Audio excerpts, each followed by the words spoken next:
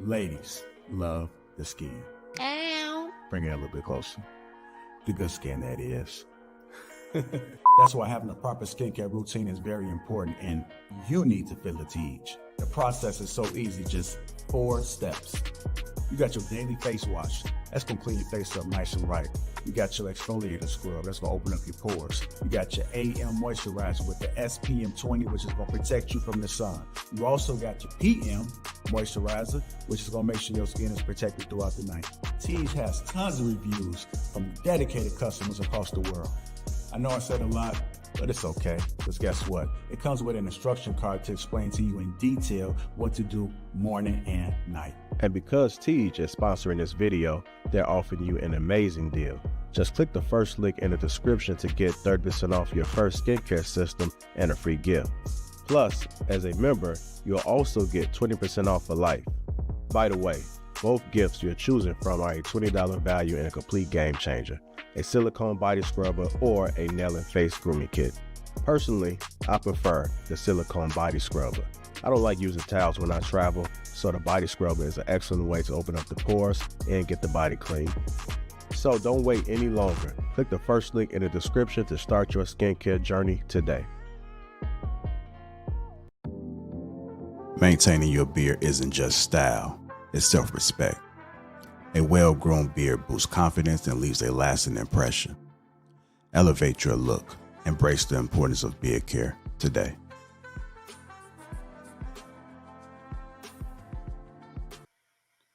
First topic is stop hiding behind your children. Stop hiding behind your children. I'm going to play this clip. You're supposed to be trying to teach your child to get to know themselves, not you. Not you. When you in all this trauma and stuff that we talking about, you're parenting for that little person to understand and get to know you and know how to maneuver in your house. Right. So that they can accommodate and, settle your emotions and upsets and things like that. Deep. But Yeah. it's supposed to be the opposite. By the time you deliver them to the world, they're supposed to have a sound sense of, in that moment, I have certain foundational understandings of myself. Right. I'm not at my best or in my prime even. Right. But I understand certain things about my ways, my how I foundation, think, my basics. what I should be my basics. Yeah. Right? Myself is the I priority have right a now. healthy outlook for self. Mhm. Yes. When you deliver them into the world, they should have that. We getting delivered with understanding what our mama do and don't want, what she think about our dad. We know a lot about the people that raised Everything us. outside of yes, ourselves. and very little about us. And then what happens is when we get in these relationships, that's when we start to find out about us. Because it doesn't align with who we're with. Yes. Or you get in it and you start to see, why can't I just get better? Why can't I just attract better than this nigga or this girl? And then they start to point out stuff about you as you point out stuff about them. Yeah. And you're realizing more and more, I don't know me. Your insecurities start to show. Yeah. This is when then all you want to do is have another little person. Yeah. So that you can just get back into what was comfortable, which is what your mama did to you. And I say this. Recreate that thing. I've said this before. I say this often. I'll say it again. A lot of us as women, we're hiding behind our children. I'm a single mama. That's the way to get you to back off from the stuff I need to go take care of about myself. Girl, I got kids. I ain't got time for that. I ain't got time. I have a mentorship program, and a lot of the women in there, when you first get in my mentorship program and you pay and you're in it, we have our initial intro conversation, and I work with you on naming your purpose. And it's so hard for women that have children to name their purpose without mentioning their children or some other being. Yeah. You have to have a existence reason for yourself. You were you before you were their mom. Right. So I'm sitting here and it takes sometimes an hour to just get them to define what they want to be to themselves. Yeah. We're not getting rid of your children, Right. but you are an individual outside of them. Stop attaching yourself to them, because what I know in our community is when you attach yourself to the child where there is no separation, you raise them based on that. And so now you're treating them like they're just an extension of you, which is poor parenting. That person is their own individual that is supposed to be getting to know them, not just some extension Learn of how you. to navigate in this. All right, let's go ahead and get into it. Stop hiding behind your children. Stop hiding behind your children. I'm going to start with you first, Jay. What are your thoughts about this, sir? I mean, in in my aspect where I can see that, well, what she was speaking about, you start to learn yourself in relationships, because so much is about what your parents went through. In my situation, I had two parents, they separated, got back together, that type of situation. So within that, a lot of stuff happened, and I'm getting older, learning about all of this stuff and having resentment, toward my dad for stuff he did, but then getting older and understanding his point, understanding their perspectives, but all while not really knowing myself. I know, like she said, so much about their business that you're kind of left empty. You don't figure your stuff out. You don't know who you truly are, and you find it out in relationships. And a lot of those relationships crash and burn because you start to identify and see stuff that you hated in yourself. So you have to start to at least attempt to unlearn a lot of those habits that you've been viewing, that you viewed as normal. So I definitely believe that she's correct in that aspect. All right. Mila, what are your thoughts about stop behind your children? Um, I agree with that.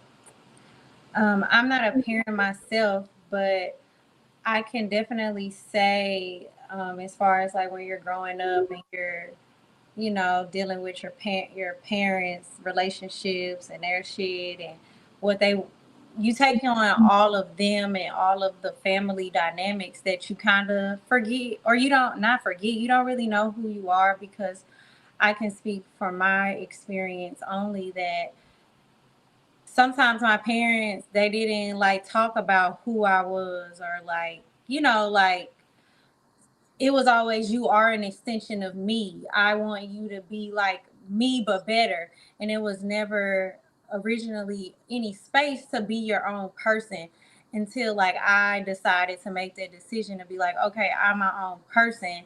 So yeah, I gotta kind of respect that. And so I think that sometimes, especially when parents kind of don't have a purpose or identity before being parents, and I can speak for my parents, like being a parent was all. So then when my siblings and I grew up and we were grown, they didn't know how to go live life. Like they were always a parent. Like that was their identity. Like I am a mother, I am a father.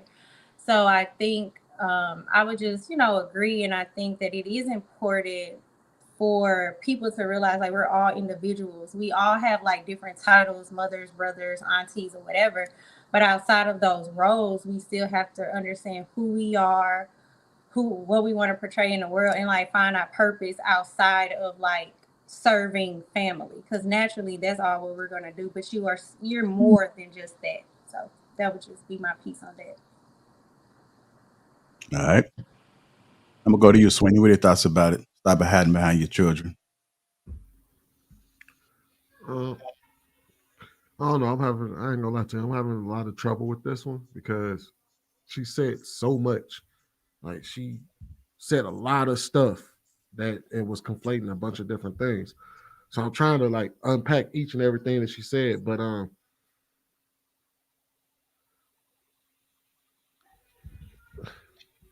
I think it's a solution to a problem that we created.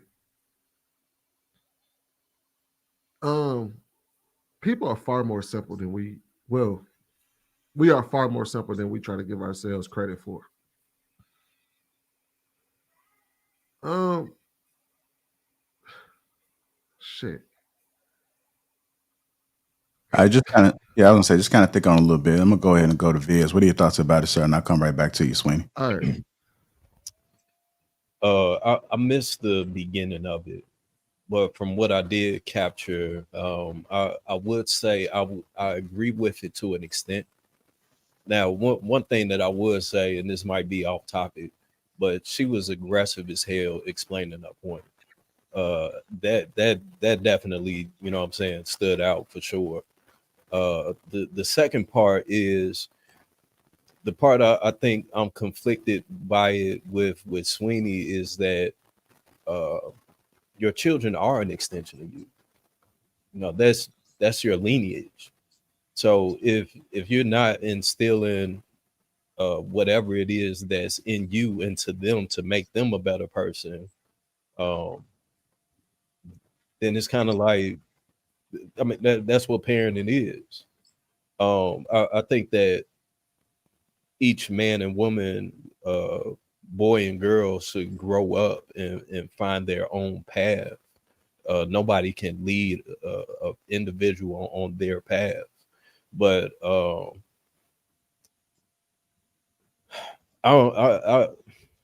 with me missing the beginning of it, it's kind of hard for me to really gauge, you know, what she was saying or the intention behind it. Okay, I'm gonna go to Luis, and after Luis, I'll go ahead and run it back. Just, I know she did say a lot. Go ahead, Luis. Hey, yeah, there was a lot that was said. I did take a lot of notes. You know, outside of her speaking about women or parents being, you know, mothers or having children, career, right?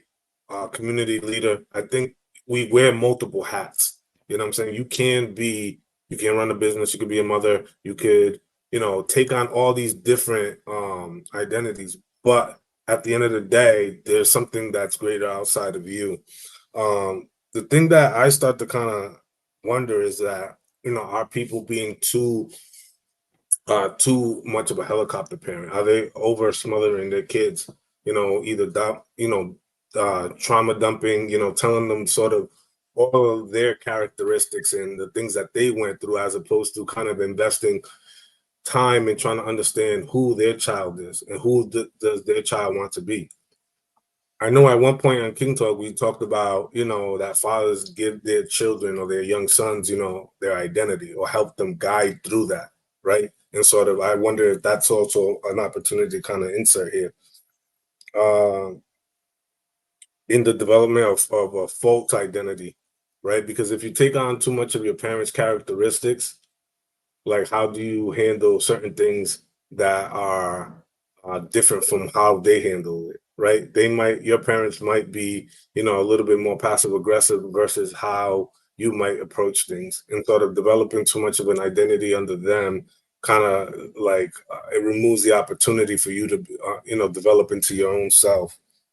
And I agree with the comment that Sweeney had made. Like we overly complicate things because the world is starting to become complicated, you know, in terms of like everything that we deal with on a day-to-day basis, but we ourselves are inherently are very simple people.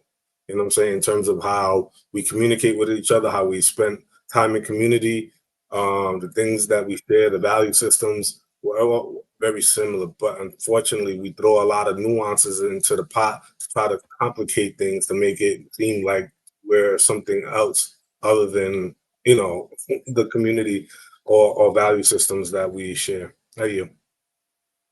All right, I'm gonna go ahead and run it back one more time, and we'll go ahead. I'm gonna go to Mistaken. You're supposed to be trying to teach your child to get to know themselves, not you. Not you. When you in all this trauma and stuff that we talking about, you're parenting for that little person to understand and get to know you and know how to maneuver in your house. Right. So that they can accommodate and, you know, settle your emotions and That's upsets and things that's like so that. deep, But yeah. it's supposed to be the opposite. By the time you deliver them to the world, they're supposed to have a sound sense of, in that moment, I have certain foundational understandings of myself. Right. I'm not at my best or in my prime even. Right. But I understand certain things about my ways, my how I foundation, think, my basics. what I should be worth, my basics. Yeah. Right? Myself is the I priority have right a healthy now. outlook for self. Yes. When you deliver them into the world, they should have that. We getting delivered with understanding what our mama do and don't want, what she think about our dad. We know a lot about the people that raised Everything us. outside of yes, ourselves. and very little about us. And then what happens is when we get in these relationships, that's when we start to find out about us. About us. Because it doesn't align with who we're with. Yes. Or you get in it and you start to see, why can't I just get better? Why can't I just attract better than this nigga or this girl? And then they start to point out stuff about you as you point out stuff about them. Yeah. And you're realizing more and more, I don't know me. Your insecurities start to show. Yeah. This is when then all you want to do is have another little person. Yeah. So that you can just get back into what was comfortable, which is what your mama did to you. And I say this. Recreate that thing. I've said this before. I say this often. I'll say it again. A lot of us as women, we're hiding behind our children. I'm a single mama. That's the way to get you to back off from the stuff I need to go take care of about myself. Girl, I got kids. I ain't got time for that. I ain't got time. I have a mentorship program, and a lot of the women in there, when you first get in my mentorship program and you pay and you're in it, we have our initial intro conversation, and I work with you on naming your purpose. And it's so hard for women that have children to name their purpose without mentioning their children or some other being. Yeah. You have to have a existence reason for yourself. You were you before you were their mom. Right. So I'm sitting here and it takes sometimes an hour to just get them to define what they want to be to themselves. Yeah. We're not getting rid of your children, but you are an individual outside of them. Stop attaching yourself to them, because what I know in our community is when you attach yourself to the child where there is no separation, you raise them based on that. And so now you're treating them like they're just an extension of you, which is poor parenting. That person is their own individual that is supposed to be getting to know them, not just some extension Learn of how you. to navigate in this and this. You want to add on to it, Viz? Man, she's just so aggressive with it, man. So I don't agree with what she started off with. Your parents set the standard of how it is that you go and carry yourself into the world. So if your parents are teaching you to be a upstanding citizen in the community, then in the house, that should translate into going outside. Like if whatever rules it is that she sets in the house should translate easily once you step out them doors. Like it shouldn't be a difference. So that part I'm kind of conflicted by. The other part too was, as she continued to talk, it was like, who is she talking to? And once she pointed out that she has this conversation with women, single mothers, then it was kind of like, okay, well, I can see that point. But yeah, I don't know, man. That's I don't know. I don't know exactly how to feel about what she said. Okay. Can I add on to that? Yeah, go ahead, Jay. I mean, once again, I'm gonna give an anecdotal situation. I think when a kid is tied too deep into an actual circumstance of what's going on between a mother and father, the dynamic stuff that was done historically, it brings on guilt, it brings on obligations. Like the kid grows up taking on the fight of the mom or the fight of the dad, and you feel like you have to appease them. There's a form, if you're a grown adult who's been brought up in a situation like that, you acquire a certain amount of guilt for things that, maybe they didn't do correctly, or maybe stuff that you want to make sure it doesn't happen again. So, with my mom, feeling a certain way about, her and my father's dynamic, I may want to be there as a form of protection, to make sure shit don't get out of hand. Not on no domestic violence type situation, but just, this is still a human being, as they get older, health issues, like, my parents in their 80s, like we talking about health issues, like I couldn't just leave them.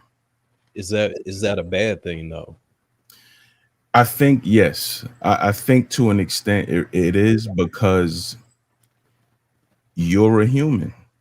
you have a life to live. You know what I mean? You have people, and if you notice that that's a hindrance from you living your life, then yes, it's a problem. If it's not, if you're able to, move on, sustain, multitask, and you're building a life for yourself, then that's good for you. Not everybody's able to do that. You know what I mean? Some people feel hindered in that because you're so tied into whatever their dynamic was, and you carrying on that guilt. And even them, not every parent is evolved.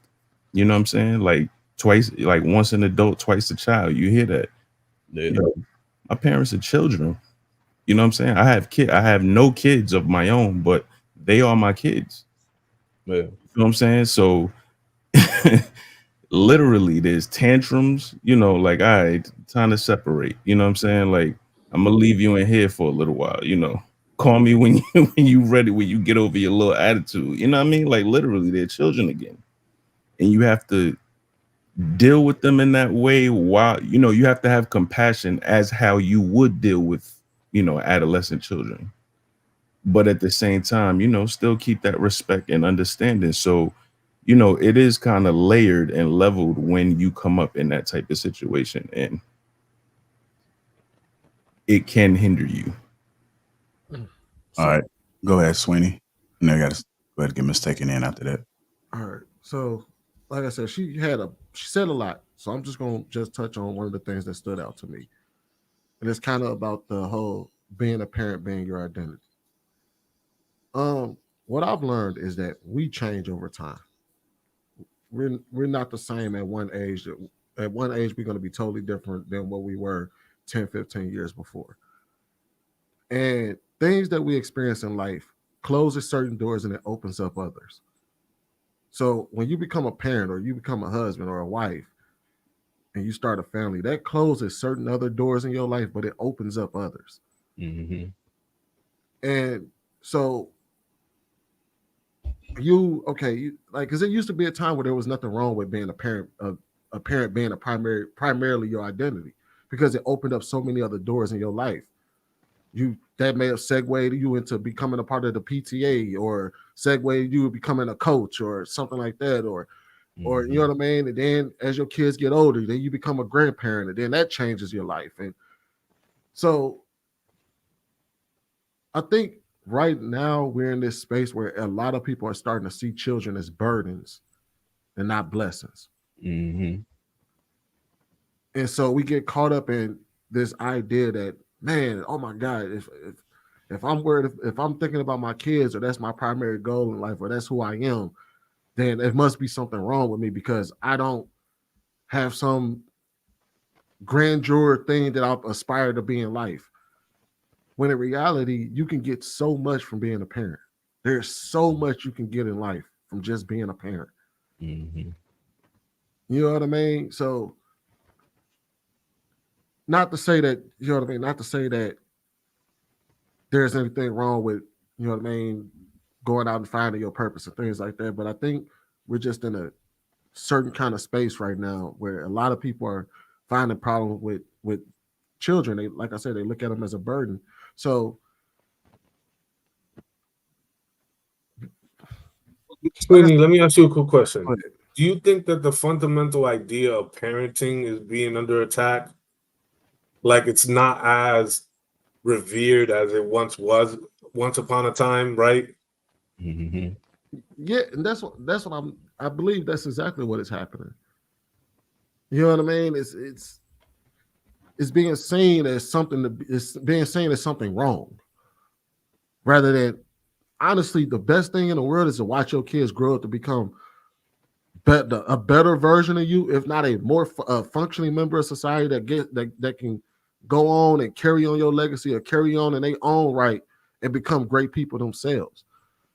And you having the pride to say, yeah, I raised that. Mm-hmm. And then they give you grandchildren, and then you get to lay back and enjoy the fruits of everything that you've done in life. Because most of us, and this is what I was kind of saying when I say that people are far more simple than we give ourselves credit for. Most people work jobs. I come home on 2 wheels every single day. I love to cut hair. Y'all know it's a part of my identity. But I come home on 2 wheels every single day because I love my family more. I love being a father. I love being a husband. And I got kids that love me, and I got a wife that loves me, and they love you know what I mean? I love, you know what I mean, being able to know that my daughter is gonna go on to be a part of, you know what I mean, part of different high school groups and stuff like that. And I'm raising these kids to be great. So we have to stop viewing children that way. They are the next generation, because one day we're going to get too old to be able to take care, you know what I mean, to be able to continue taking care of this planet the way we're supposed to. They're the next generation. So for us to look at it that way, as if it's burdensome for them to be around, or it's a problem to be a parent, hell, shit, 90%. I'd rather 90% of my day be spent with my kids than cutting hair, to be real with you. I do the cutting hair. Yeah, I love it, but it's to pay the bills. But I would kick it with my kids and my wife all day, every day, if I had a chance. And that segues into you being able to have family functions and stuff like that, because I'm sure we've all had that auntie or that cousin or whatever that didn't have any kids. It is not fun. Well, I ain't gonna sit here and say that, but it's something beautiful and big, because family creates the community that we want. The cookouts that we talk about, what are those filled with? A bunch of kids and a bunch of adults that had them. And we sit there, we have a Negro good time. Yeah. I wonder if that's a direct effect of why so many children now are quote unquote depressed when they ain't even going through, you know, any real life problems. It's like, how are you depressed at 8 or 9, and you know you're not even experiencing life for real? That has to be a direct correlation of them hearing that parent, you know, essentially putting them down unconsciously, you know, creating this hostile environment as to where they can't even be children, because mama taking out on the kids what, you know what I'm saying, what a baby daddy did or something. You know, I think it's destructive. One of the most beautiful parts I would say with being a parent is watching your kid develop their own personality. And it's a trip when it comes out of them too, boy, because you be like, I just seen a video where his mom was just talking to her daughter. She asked her a quick question, was like, when did cash money take over for what year?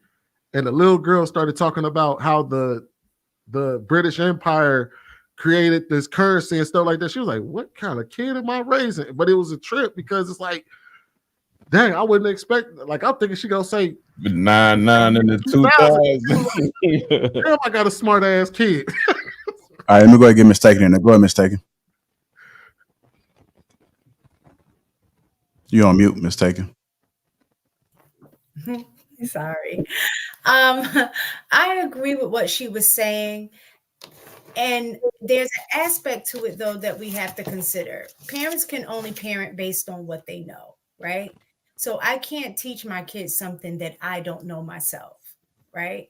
And typically, as a parent, you pull from your experiences, and then those experiences are kind of passed down. So I get what she's saying, but it's going to have to take some personal development on a parent's part to be able to be in a position to parent the way that she's talking about. And a lot of times, most parents aren't.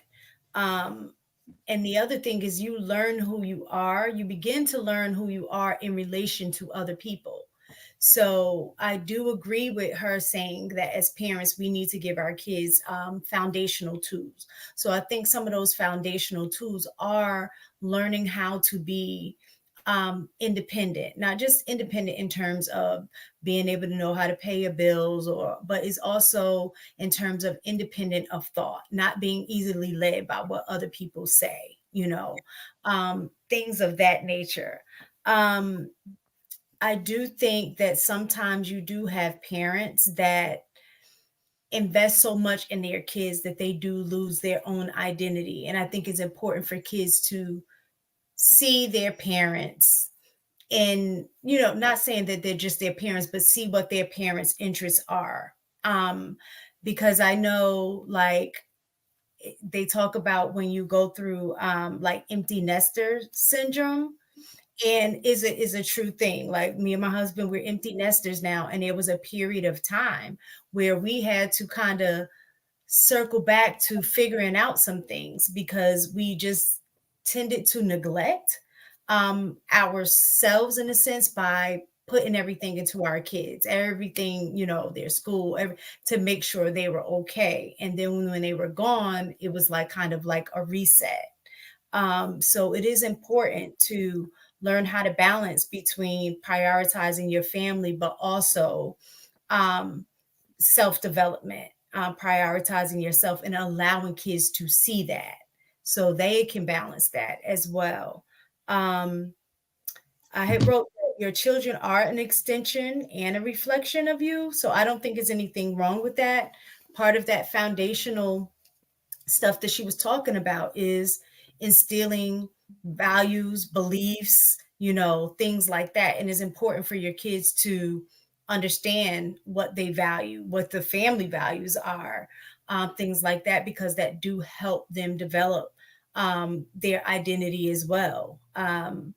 But yeah, I remember one time saying that when I was in college, that was one of, I wish I did have a better sense of who I am. So I do think that that is very important, because when you don't know who you are, or at least have some grounding in who you are, you open yourself up to let other people define who you are. So some level of knowledge of self is very important. Okay. Did you want to add something, Mila? Just wanted to double check. Go ahead, brother Hank. So, I mean, look, Sweeney, what you were saying, kids are not a burden. Financially, kids are a burden, whether we want to believe it or not. Most of the time, we don't get our return on investment from kids. It is what it is. It's the beauty of being a parent. You invest a lot of money, financial time, and energy into them. You know, and we don't need to be looking for a return. The only thing you ask for is that you grow up to be a respectful, honest, upstanding type citizen, and that's all you can really ask for. That's your return of some type of moral characteristic that you instill into them, and that they continue to pass that on to their kids. But as far as financial burden, yes, they are a financial burden. There's no return on investment for the most part with our kids. But listen to what I'm getting out of it. I think it sounds like she's talking about individuals who put a lot of pressure on their kids. You know, parents who try to live through their kids. You know what I'm saying? They I don't know if y'all seen, I don't know if y'all had any of y'all family. I got some in mind where they going out with their daughters to the club and still trying to hang out with them, knowing they probably really too old to still be in the club, but they still want to be in there with them, hanging out, drinking with them, partying with them like they BFFs. You know, instead of going out there and getting their own set of friends, they want to hang with their daughter's friends, or with their son's friends, and just kick it and enjoy themselves. That's what it sounds like she's talking about to me. Another thing is, I guess, you know, not really developing a life outside your kid. Like I think Mistake was saying, was talking about empty nesters, where you were so centered around your kids. Everything you did was centered around your kids, that you don't know anything else other than that. To the point now, you're getting on their nerves. You're calling them every 5 minutes because you have nothing else or nothing better to do, nothing going on in your life, because it's always been about your kids all the time. And I understand some parents that do it. I know with my son playing sports, there's a period, man. I mean, we would just budget financially all around him, and our summertime vacations, we would center around, okay, when's his AAU season starts? Okay, cool. Then this month we have these 30 days to go on vacation without interfering with his basketball schedule. And we would do that like clockwork for 5 years straight. That's what we did. And then I had to have a conversation with my ex-wife. Said, we got to figure it out.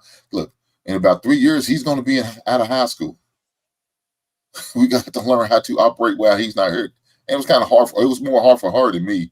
I kind of started doing my own thing and made the function. She always wanted to make sure he was good on whatever he did. And I said, look, let him hang out with friends one weekend and we can get away and do what we need to do. You know, the transition was tough for her.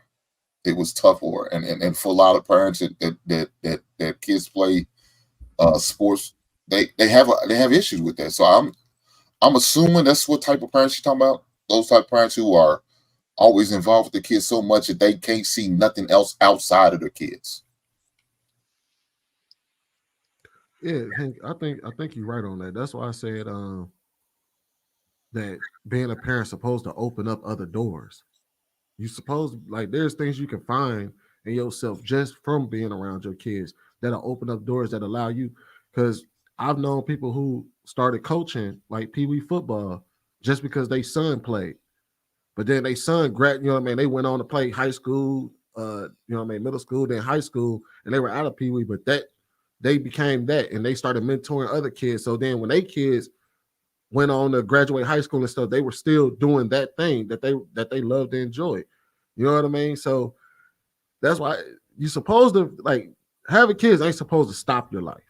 It's supposed to open up other. You don't have access to the things you made but once done before your kids, but it's supposed to open up a whole new world to you as well. It's supposed to open up other doors to the point where vicariously through your kids, you should be able to see other things that you may or may not be interested in. Like, shit, I know some people who wound up loving to cook because they had to cook for their family. And now they got YouTube channels and shit of them cooking because that's what they did because their kids love to eat. Well, because they had to cook for their kids. They wasn't cooking before they had kids. They started cooking afterwards. So Sweeney, with that being said, and I feel that we ever truly know ourselves? If we're ever evolving,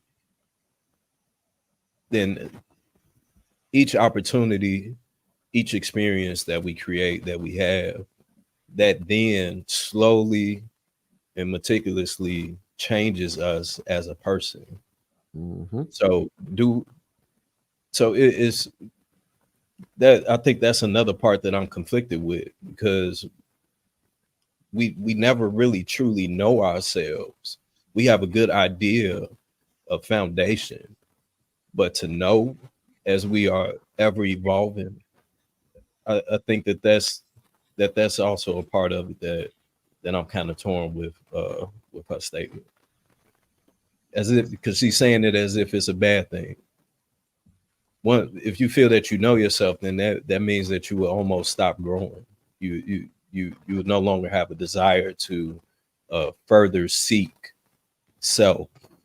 But the more that you continue to seek self, the more you learn about yourself, the more opportunities you allow yourself to experience and to have, and you continue to grow. Yeah, I don't completely agree with that, because I think I don't think just because you know yourself don't mean you stop growing, because there's different variances of things you're gonna have to deal with that you'll continue going to be dealing with it. So I realize I don't like a lot of chaos. And as I get older, and prior to, when I was probably about in my early 20s, I can deal with it. I can accept it. Now at my age, I've learned I can't. I really can't. I don't like chaos. I don't like a lot of stuff. I don't like to really deal with crowds, truth be told. And before he was always cool to be in the crowd, right? It was a thing to do. But that goes into my point, though. Right. At one point that was you.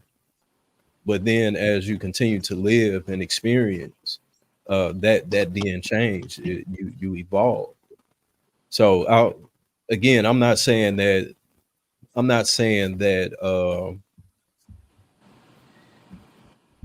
that being set in saying, okay, this is who I am, I know who I am, and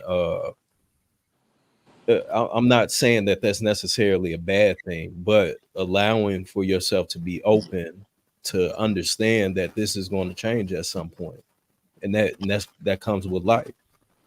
So that I think that kind of goes into the point. I If that think it's makes just sense. a level of self-awareness, maybe, that like having the self-awareness to be able to identify, like, hey, I'm like this now, but based on this information that I've received, I'm like this now. And all of those things can be versions of you, but you have to have the self-awareness to be able to identify that I'm changing and be open to the possibility of change, because change is inevitable. But being able to identify, like, oh, this is something that I like, now I don't. But you still have to be able to identify who you are, to then have that level of self-awareness to know that you're changing.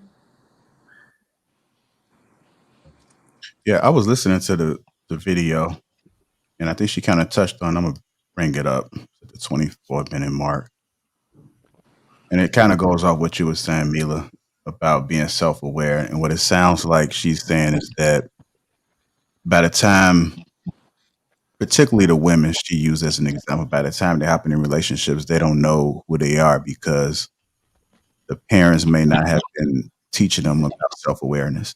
And so when they're coming into these relationships, they are discovering all of these things in a relationship.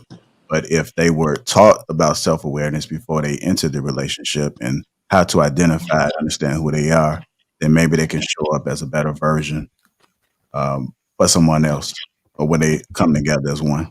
I think that's applicable to all genders, not just women. Because as a person that dates men, I've experienced where men will talk about they don't have time to work on themselves, or they're too focused on being a provider for their child, where they're neglecting things that will make them better in a relationship. So I think that that's applicable for both sides. I just want you to understand too, and that's why I said based off her example. She Oh, used okay. women. It wasn't that I was, towards the end, she was saying a lot of times women, but it can apply to both. But in her example, she was just saying people show up in relationships. So this So is what. Go ahead, real, Bill. real quick. So even in that case, someone could be taught. You can teach somebody something, but once they actually experience it and go through it, is in many cases they'll react a completely different way. As we all know, experience is the best teacher.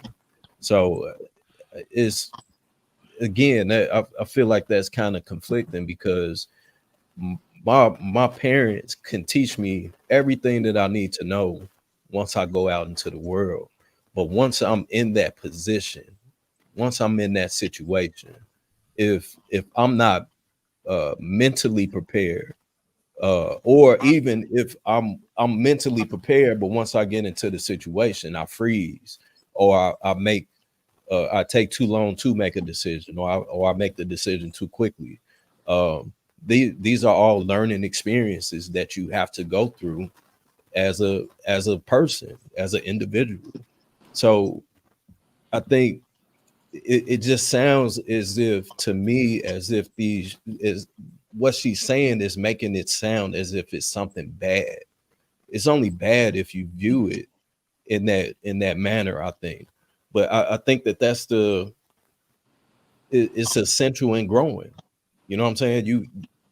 I've been with different women that bring out different sides of me. You know what I'm saying? And I'm sure Mila and Mistaken can say the same thing, that they've been with different men that bring out different sides of them. They're able to explore an uncharted version of yourself. So that I think that just comes with being in relationships, living life, experiencing experiences. So But I I don't know, think you man. have to be open to even allow for those uncharted versions of yourself to be able to be explored. Because if you're not open to the possibility of you being more, or you being open to something that you might have not normally been open to, then you may never have those experiences.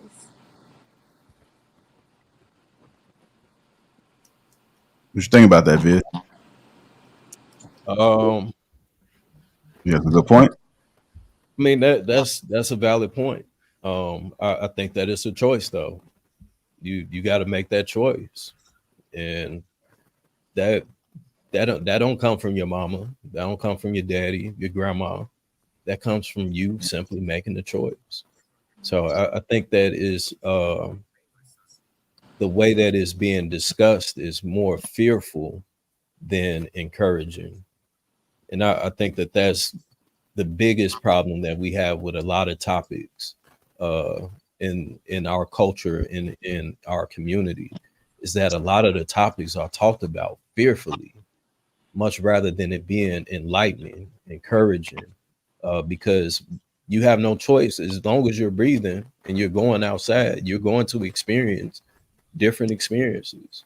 So either you're going to be afraid of them or you're going to embrace them. And that in between those decisions is going to show and validate, solidify what type of person you are and what type of life you have. Hey, Viz, I think you're making a good point, but one of the things that I think is important is to start young. Of course. It's not a guarantee, right, that the child or the person, once they become an adult, that they're going to be able to make the right choice or somewhat of a better choice with less consequences. So what we do know is that sometimes people get in their ways and they become stubborn. It's almost like you can give somebody the game and they still don't do it. They still revert back to those habits and continue doing the same things that's not getting them the results.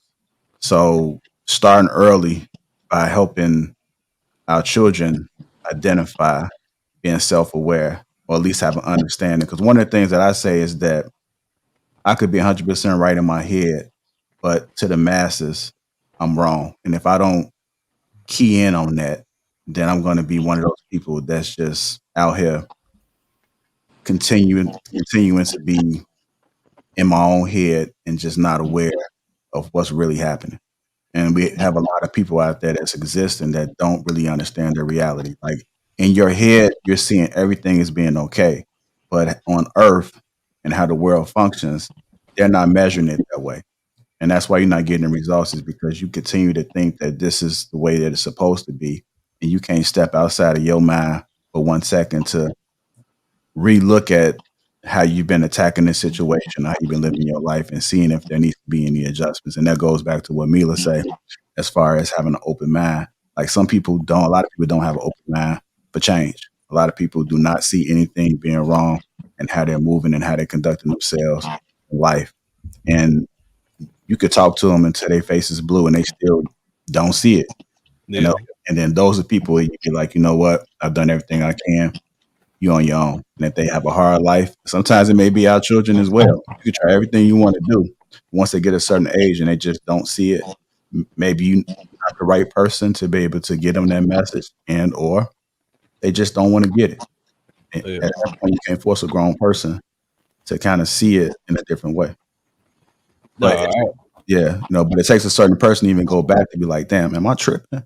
Or am I really giving them the game and they just really not seeing it? Because sometimes you got to look back and you could be wrong, but it takes a certain individual to be able to come back, relook at the situation again. These people ain't trying to do that, man. They don't give a damn. They just trying to live their life, just be who they are, and they don't give a damn about any criticism, any change. They're not trying to hear it. So two things to that. I 100% agree with everything you said. The first thing to that, those people that think like that, that's perfectly fine. It's their life. If they're happy with what other people would view as being miserable, then so be it. Just embrace it. That's the life that you chose. So follow through with it. The second part is that if if a person is consciously, and I'll use the stove analogy, if an adult is consciously touching a hot stove and getting burnt by it every single time, then that's on them. It's nothing that nobody can say to them to change that. You know what I'm saying? And at the same time, like I said, if that's what they want to be, if that's what they want to do, then so be it. Now, I think on a mass scale that can be destructive. But that I think that only grows when the messaging that person lives by is being pushed out to the masses, where it now becomes infectious. Good point.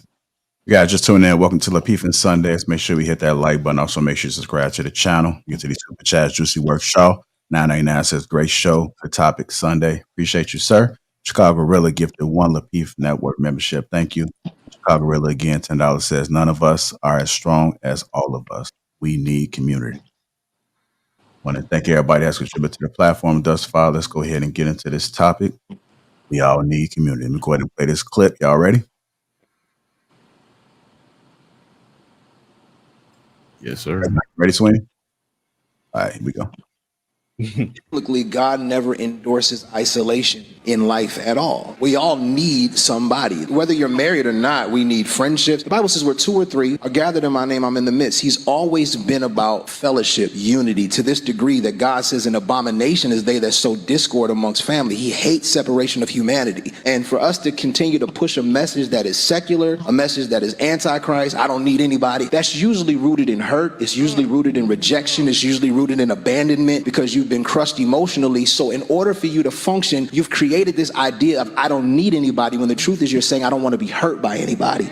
So you push everybody away, and then you give yourself this false pacification of you don't need. And God is like, I'm trying to send you people, friends, relationships, marriage that would make you better, but you've created this falsified fantasy of I'm good by myself. Then you get 70, 80 years old, realize that you were isolating, suppressing, now you're depressed, and you feel like God let you down. And you said, no, I didn't let you down, you didn't let me in. Biblically, God never endorses isolation in life at all. We all need somebody. Whether you're married or not, we need friendships. The Bible says where 2 or 3 are gathered in my name, I'm in the midst. He's always been about fellowship, unity, to this degree that God says an abomination is they that sow discord amongst family. He hates separation of humanity. And for us to continue to push a message that is secular, a message that is antichrist, I don't need anybody, that's usually rooted in hurt. It's usually rooted in rejection. It's usually rooted in abandonment because you've been crushed emotionally. So in order for you to function, you've created this idea of I don't need anybody, when the truth is you're saying I don't want to be hurt by anybody. So you push everybody away, and then you give yourself this false pacification of you don't need. And God is like, I'm trying to send you people, friends, relationships, marriage that would make you better, but you've created this falsified fantasy of I'm good by myself. Then you get 70, 80 years old, realize that you were isolating, suppressing, now you're depressed, and you feel like God let you down. And you said, no, I didn't let you down, you didn't let me in.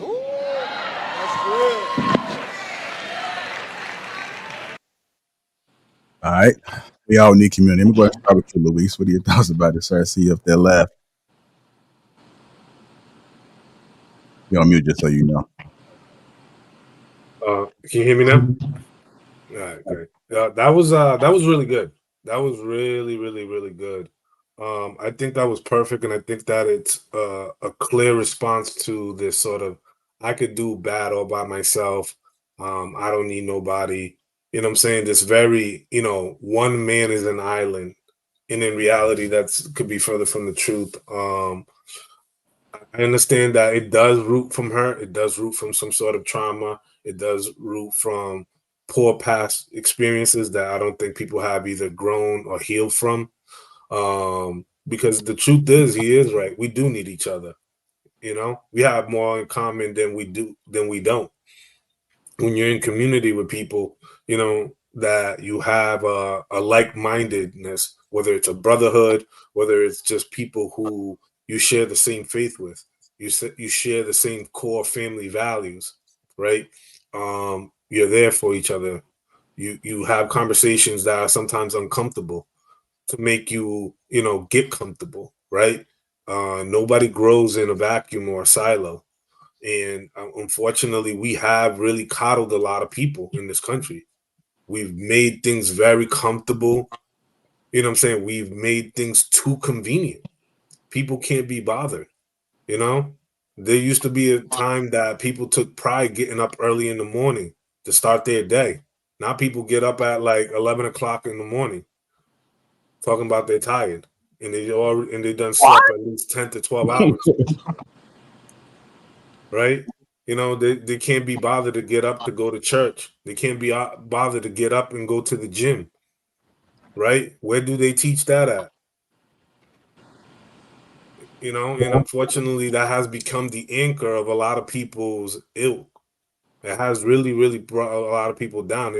And because of that, I tend to see a lot more people, be a lot more depressed, a lot more introverted, a lot more closed off from the world, from their family, from their friends, right? And there's nothing wrong with taking some time to yourself. Please, by all means, we all need to decompress and we all have our own ways of channeling and handling things. But when you've taken it to an extreme level where you start to live this sort of new lifestyle that is outside of the normalities in which you grew up in which you were cultured in, it becomes to start to plague you. And then we got a culture of people who start to adapt that same mindset. Now we don't have one strong unity. We don't have one strong, land, right? We have an archipelago of people. Everybody's on their own island, separate from one another. So I yield right there. All right, go ahead, Mila. I can come back to you. I just want to I'll come back to you. Go ahead, Brother Hank. Well, we need a community. I definitely agree with that for sure. I like with the I think he's a pastor, right? He's a pastor, right? I believe he is. I like what he said. It definitely makes a lot of sense. But as far as me, community is a group of like-minded people, family, and we all. Let me say, and I say we all know. For me, my mindset, you don't have to be the same last name or same bloodline to be family. Friends can be family. Doesn't matter as long as we are all the same in one accord. We can create something powerful and beautiful. So I'm all about us needing the community, because in the big picture, that's what allowed us to get as far as Black people as we have today because of community. Somebody along your life was praying for your ass, knowing you was out there doing wrong, taking chances, staying out late, doing questionable shit that you probably shouldn't have been doing. Somebody prayed for you. That was your community praying for you. That was your grandmother, going to midday service at prayer meeting and asking for prayer for my grandchild, because she know was on the verge of either of possibly being great or being a criminal. But it was your community that was praying for you. The group of sisters that was praying for you in the back of the church, the group of the men's choir that was praying for you because you didn't make choir practice, and they know you was out there working too hard to the point where you possibly could lose your family. It was community. We was all at one. We had a common goal. Now, unfortunately, now, like Louis said, was a lot of us are individualistic, and we got the individualistic mindset. If I'm success, I'm not gonna worry about mistaking. I'm not gonna worry about Sweeney. I'm not gonna worry about you, JR. I'm not, because I'm good. My family good. My immediate family good. Okay, what about your extended family?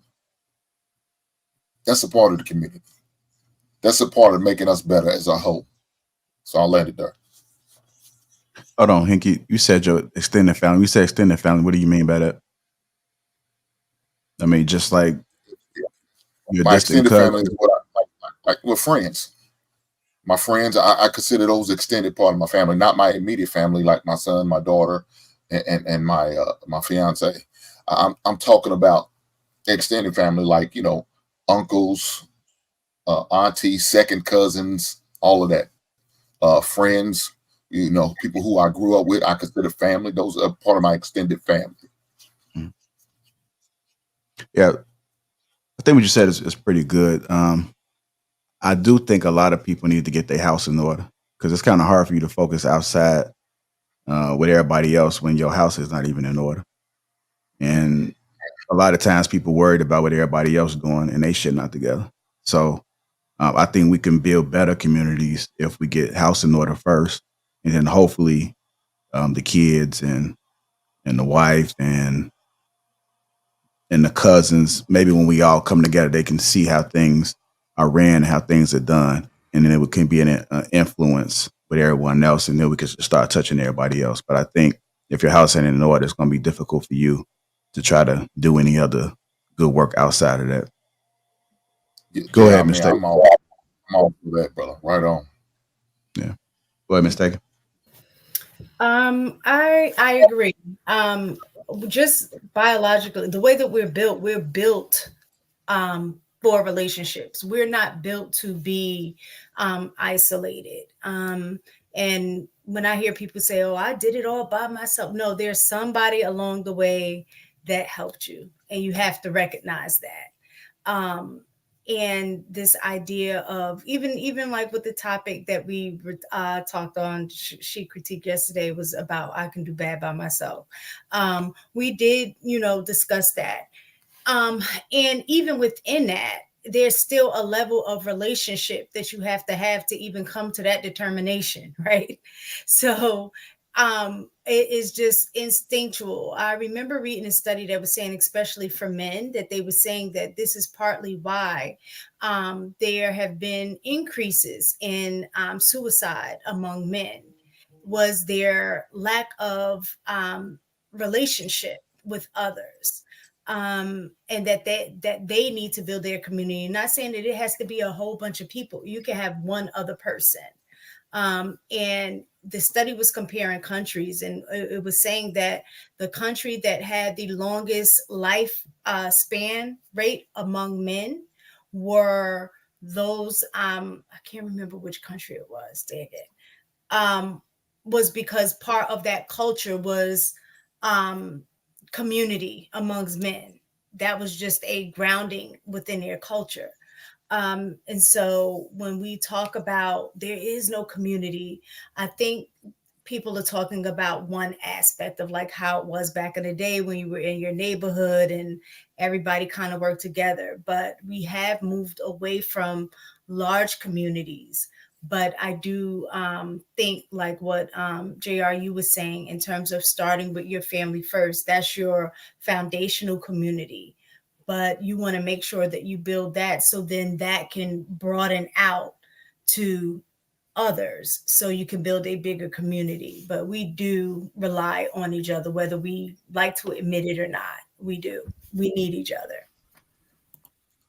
And just to add on to that as well, I think some people think their house is in order and they have no idea that it's in chaos. One of the things that I do advise people to do, and it may be a good exercise for everyone, including myself, is to ask your spouse, am I a good husband? Am I a good wife? Is there anything better that I can do? Ask your son, ask your daughter, how am I as a father? How am I as a mother? Is there anything that I'm not doing that you would like to see more of? I don't think people even take the time to have these conversations to ask these questions because you got to be self-aware and not be able to take things as a personal attack, but look at it from the growth mindset and saying, hey, I want to do better. You can always do something better. You can always be a better Barbara Sweeney. You can always make better videos, Biz. You can always design a little bit better, Luis. I mean, these are things that, I can always be a better moderator. I can always do better in how I prepare a show. But I think that we have to attack things in that way if we want to see some growth. But we got to at least start having these conversations and start making sure that we are striving to be better. Because nobody knows it all. Nobody's an expert. There's always a better way you can do it, but you have to start within your community, and your community is your family. And sometimes you might not be able to make the difference in the world, but you can make the difference in the people that's going to be attached to that future. Mm-hmm. And hopefully the people that you encounter, because once you start changing things up, the people that you encounter, they're going to start seeing a different you. You know, there's always somebody that's paying attention to you, even they don't tell you that they're paying attention to you, but they're looking up to you. They may they may be trying to celebrate you failing. But whatever it is that you're doing, there's always somebody watching you, whether it's good or bad. Go ahead, Sweeney.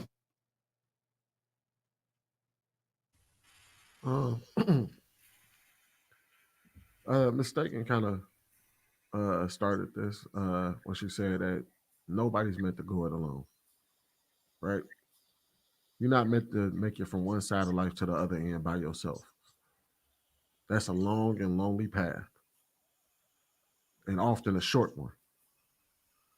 But I think what has happened with us is that we're trying to put the cart before the horse. The community comes after the family. That's what the community is built upon, the family. Because I don't know about y'all. Have y'all ever tried to create a community without your family? Like try to put groups of friends together and somehow it never works out the way that you hope that it does because they don't get along with that person. But it seems like it's so much easier when it comes through the family.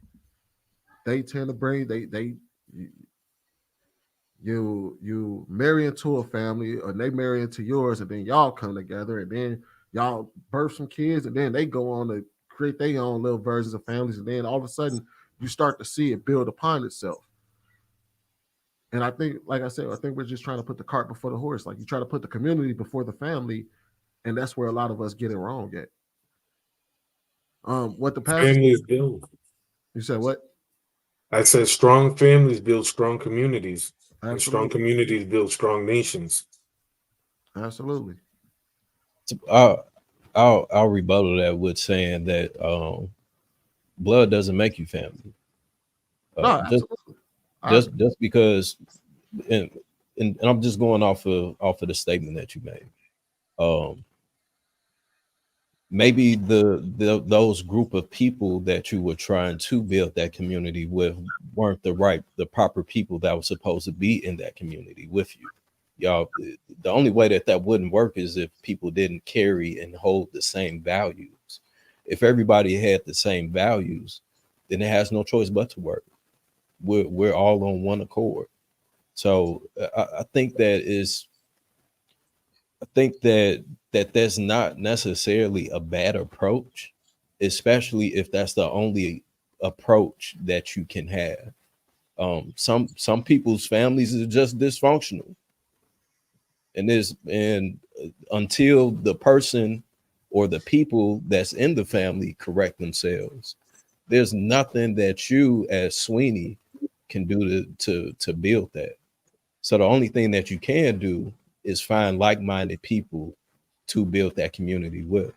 And we see the success of that with the Freemasons.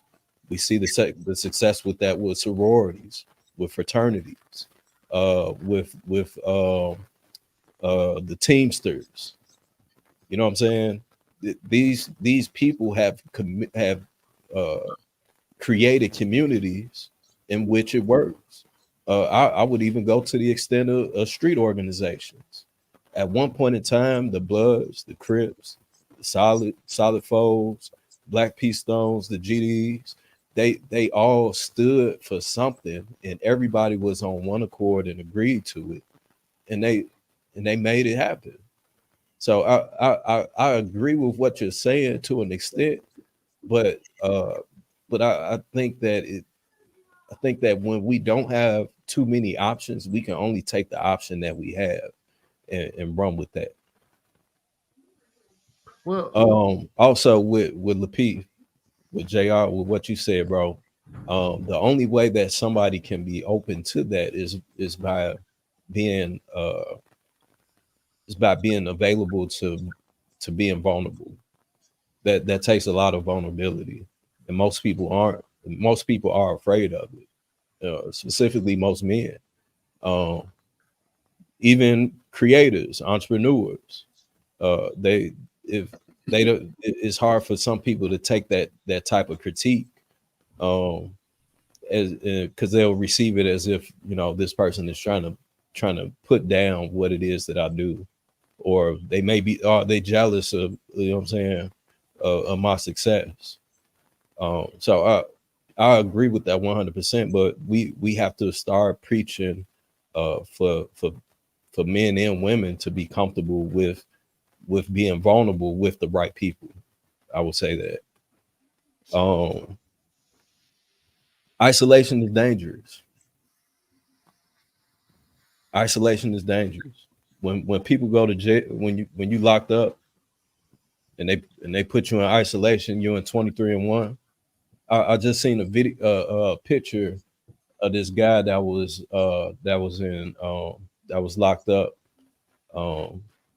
and this man made mermaids out of like towels or something. He had like a picture of like 3 mermaids that he made because he'd been isolated for so long. Your mind go crazy. You have no stimulation, so that's setting you up for failure. Another part too, and I'm just kind of bouncing around, but I think that we do have a community still as Black people. It's just chaotic. At one point in time, we used to be able to go and have block parties, or Hink would be having a family reunion at the Forest Preserve. I could ride past and see Hink's family reunion, and I don't even know Hink, and I'll pull up. Man, what up, bro? Man, what's up, man? You want a hot dog? You want a burger? I got some burgers on it. You know what I'm saying? That was the norm, at least in Chicago. We used to be able to do that. Now, hell no, you can't do that. They don't even have it. They don't even have it no more.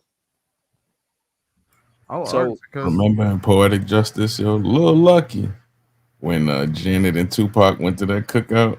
Hey, Lil Lucky, you know what I mean? That's you know what I'm saying? That was bad. That was real at one point. We can't even do that now because the community that we do have is so dysfunctional. Like, get the grip pulled on you, yo. You hold on, dog.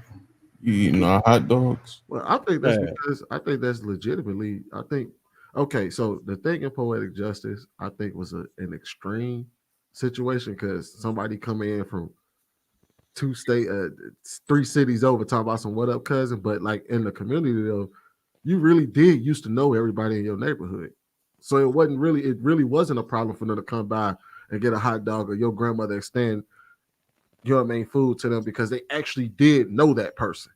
Oh, that's just little Ronnie from down the street. His mama, you know what I mean? Mama at work. He over here, just come on, boy, come grab a plate type deal. You know what I mean? So you actually did used to know the people because you grew up on the same block as them. You know what I mean? You grew up in the same neighborhood. Y'all used to chase each other, all types of stuff. So I think what happened in Poetic Justice is a thing, but it was birthed from us already being a community first and knowing one another.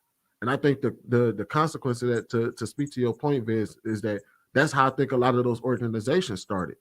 They were birthed from the community.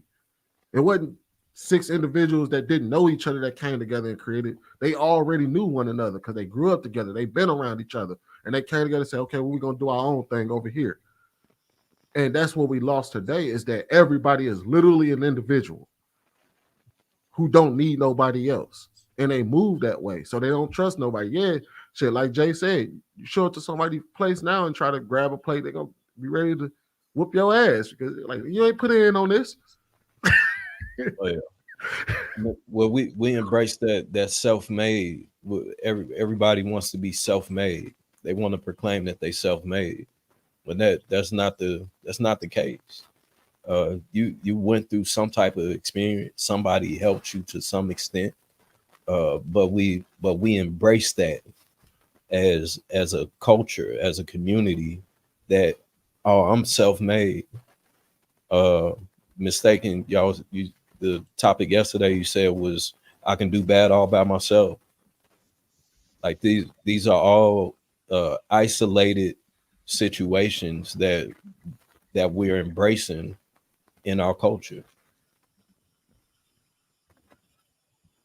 Question for you. Yeah, who here still has or still having family reunions?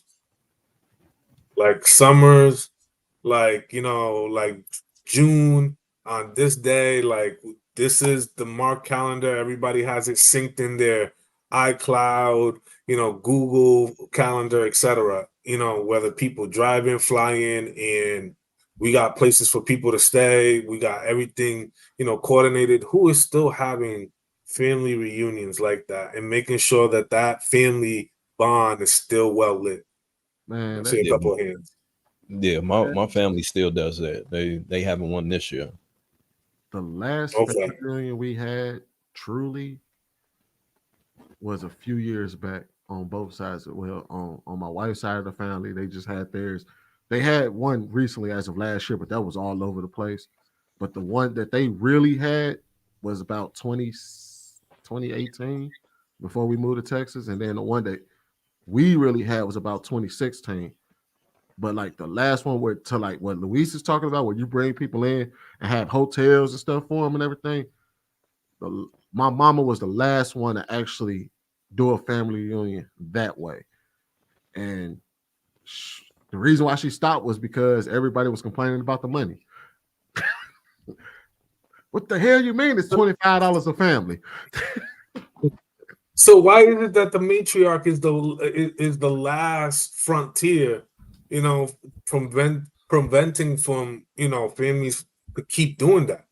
Because we had this conversation before, Sweeney. You know what I'm saying? Like when Big Mama passed away, and then all that stuff stopped happening. Oh, men do not organize that kind of stuff at all. True. So that's where the mantle. Yeah. And then when you look at the Black family, if majority of the Black families are headed by Black women, then that's another reason why you wouldn't necessarily have the men at the helm of that, because they're not there. And there are families of generations of women that are the head of the home with no man there. So typically women are the ones that are organizing the reunion. Well, the one that's a fact. Like real quick, like you think about relationships, man. If your woman didn't plan a vacation for y'all, how many would you really go on? My vacation would literally be just sitting in the crib, cleaning up or doing some stuff. Like every situation I've been in, the woman has planned the vacation, the trips, the getaways. You know what I mean? Like we'll have a vacation and just. But Jay, the reason why that happened because we don't want her to complain about the ones we put together. That's the reason why most of the men do it. We'll put one together. She may not like it, and then all of a sudden she'll cut, edit it, paste it, and dilute it. Now it's totally different. What we look her from now on, baby girl, you do it. Because we be in Chilligan's Island, man. I was gonna say, Luis, the last family reunion on my mama's side, that one was actually planned by my cousin. It was my male cousin. He actually put all that together. But like the last real where family members had places to stay and stuff. That was your cousin married? At the time, I think he might have been engaged. Okay, because I think he might have been engaged. Nah, he definitely put that on. He was the one calling everybody. He was the one messaging. Like he was the one that put it together. And I think it was just simply because he wanted to see the family together. But like as far as like that official family reunion stuff, where like everybody got a hotel to stay and all of that, my mama was the last one to organize that. But I could be honest with you, reality is the reason why a lot of family reunions break down is because of money. If you ever hear, when you hear families say, why don't we have family reunions no more? You can always trace it back to because you niggas was complaining about the money. So I said, fuck you. I would disagree, Sweeney, man. It's just there are so many outlets. You can't tell me today with, whether you have family in New York, you have some in Atlanta, some in North Carolina, one in Chicago, that we can't find or triangulate a perfect location where everybody could come in and stay at, where there's an abundance amount of space either at family homes or we got local Airbnbs for people to stay at, right? That we can't collectively, prepare and, package food, for everybody to eat and enjoy that. Like, I find it rather difficult to, no diddy, swallow that pill, If you think about right? it, most of the time successful. What? Successful. Most of the time, it's all if one person organizes it and they pay for it, things go off without a hitch. Everybody does well, but when you crowdfund it or you tell everybody to start, most of the time, if you ask somebody, why don't y'all have family reunions no more? It's gonna boil down to money. The person who threw the family reunion put up a lot of money and didn't get the return. Like nobody put up what I guarantee you. Just ask them. But that people just depositing $10 every other week goes a further way. Yeah, I was gonna say there's so many ways to go about this. That's really like to me that just sounds like people the family itself doesn't value it.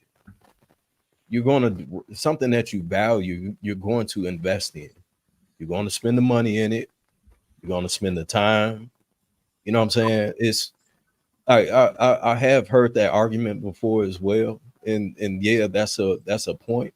But if we used to set up at the forest preserve and just camp out and just get a jumpy tent or whatever, had a DJ, Uncle JoJo is on the grill, probably spend $100, $200, $300, something like that.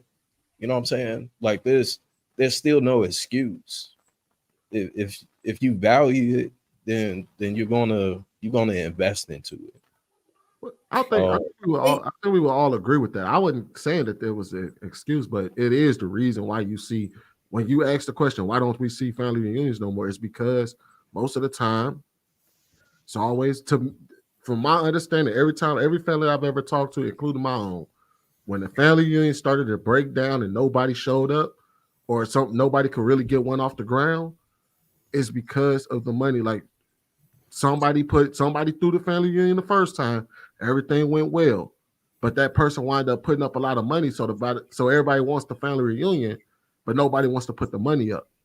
What's crazy though too is that people will they'll say that they can't come, but then when there's a funeral, for somehow everybody's able pop up to make it, which is really sad. So Mila, with you being the only child, how is your family larger? Is that an experience that you had growing up? First off, I'm not the only child. I'm my dad's only child, but I'm the oldest of 5 from my mom's side. Okay. My mom was adopted. And so she didn't really know her family, and she didn't find out she was adopted until she was 18. And she met that side of the family, but it was just a lot of family trauma and stuff where she never really got close. And then my dad's side, they're really small, and my dad didn't know his family either. And so it was just my dad and his 2 sisters. And so with that, we never really had family reunions. I've always yearned to have a close community and a family, because my mom really didn't have, family or grandparents. I never really got that experience. And so I've always yearned to have a community and a family.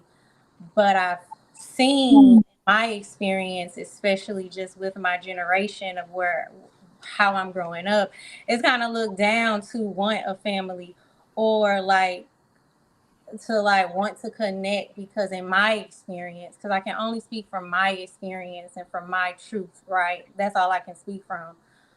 So from my experience, especially when it comes to like a family, because all of you guys talked about you enjoy being parents and all of this, and you have a family, and it all starts with a family. But you can't have a family if the opposite gender, if that's not their goal either, right? Like I can't be in family with self. Like I can love self, and I think a lot of women that maybe are in my generation, we have subconsciously or unconsciously took on that, well, I could just be by myself. Or I guess maybe now I'm in a point in my life where I've just accepted, like, maybe having a family isn't for me. So that's why I'm torn between, do I want a family? Do I not want a family? Because when I was younger, I wanted a family. But then now it's just so much negativity around it. And then if you want it, it's like, well, why don't you want more in life? And then if you don't want it, then it's like, well, what's wrong with you? So it's like, no matter what you decide, it's kind of, so I guess I hear that. you say, huh? So that's just kind of where I am with it. I guess I'm on the fence, as you guys probably know, because just from my own experiences and from my family, and like I think because both of my families were so disconnected from family and community, my siblings, we are so disconnected from each other. Um, and I will say, I think the isolation that my parents experience and that my siblings and I experience, it is damaging, right? It is dangerous. My sister committed suicide. And I think a lot of that stemmed from like the isolation and the separation and like not having that community, not having people to talk to or to like really get advice from, because when your parents are low key fucked up, right? They try their best. They gonna do their best. And my mom and my dad always believed in us, but they just didn't have the foundation and the knowledge and the stuff that we needed to really be successful as young adults in college, living life, like really living life, like on your own. We just weren't set up for that. And I think because my mother was so protective, because she experienced a lot of trauma, she she kept us isolated. So then we didn't really have friends. Like she wasn't letting us go over people's house or hang out or none of that. We had none of that growing up. It was just my mama, my daddy, and us. And so when we became adults, we struggled with making friends. Like our interpersonal skills were not up to par. And like me, because I did join a sorority. I think so when I heard somebody talk about communities, I joined a sorority because I wanted to like have sisters and have a bond and like feel like I was a part of something. So for me, I've taken it and I've worked on building my own community, but unfortunately, my siblings, they didn't get that. They didn't learn that. They didn't develop those skill sets. And so my brothers, they kind of took their lack of, and they joined the military. So both of my brothers, they in the military. And so my two sisters that did not like find their own community, they have struggled, right? And I can just speak like community is so important, whether you're the weirdo or the cool kid or whatever. I just think it's so important because I've seen how without it, it can really be detrimental to the family, which then impacts like the community around you. So, Mila, let me ask you a question. Do you feel like your parents was the same parents that that lady was talking about in that first video? No, I won't say that. And I say that uh because my mom like didn't really know who she was or didn't like have an identity. She wanted us to be just whatever. Like my mom did a lot of fucked up shit, but what I will say is that she believed in us. Like from the time my brother was like able to talk, he was like, I'm gonna be a president of the United States. And my mama never like, she pushed us to do and be whatever outside of her, because she didn't have anything outside of being a mother. Like being a mother was my mom's biggest accomplishment in life, right? that was her biggest accomplishment. So for her, I would say no, she wasn't like that. And neither is my dad either. They push us to be something outside of them altogether because they were able to identify and be self-aware enough to know like, whoo, okay, nah, don't be like us. And I don't want to push that on y'all. So, but did you hear what you said? It wasn't that she was talking about the kids. She was talking about the parents were so engulfed into their kids and with their kids and all about their kids. That's why I was asking that question. Oh, well, in that way for my mom, yes, she was engulfed in her kids. And I think it was because she, like I said, she had no identity out, like she didn't have a purpose or anything outside of before becoming a mother. So when she became a mother, that was kind of all she had. And I think also it was a coping mechanism for her. It was a safe space. My mom was in, my stepdaddy was abusive and he isolated her and he did all of the things that an abusive partner would do. So she couldn't have friends. She couldn't do anything. Only thing she could do was take care of my stepdaddy and take care of her kids. So her kids, us, that was like her happy place. That was her safe place. That was how she escaped. So I think that is why she like engulfed into us, because she wanted us to never experience or ever like have a life like she did. That's how I see it from my Man, you know what I think? A type of man I think you need. You need a man who is a family-oriented man, so you can experience that side of that family that you talk about. That a guy who's all about family, who's all about family guys get together for Christmas time, Thanksgiving, and I think that'll be a good person for you, in my opinion. Yeah, that's what I would like. Do you know someone who can?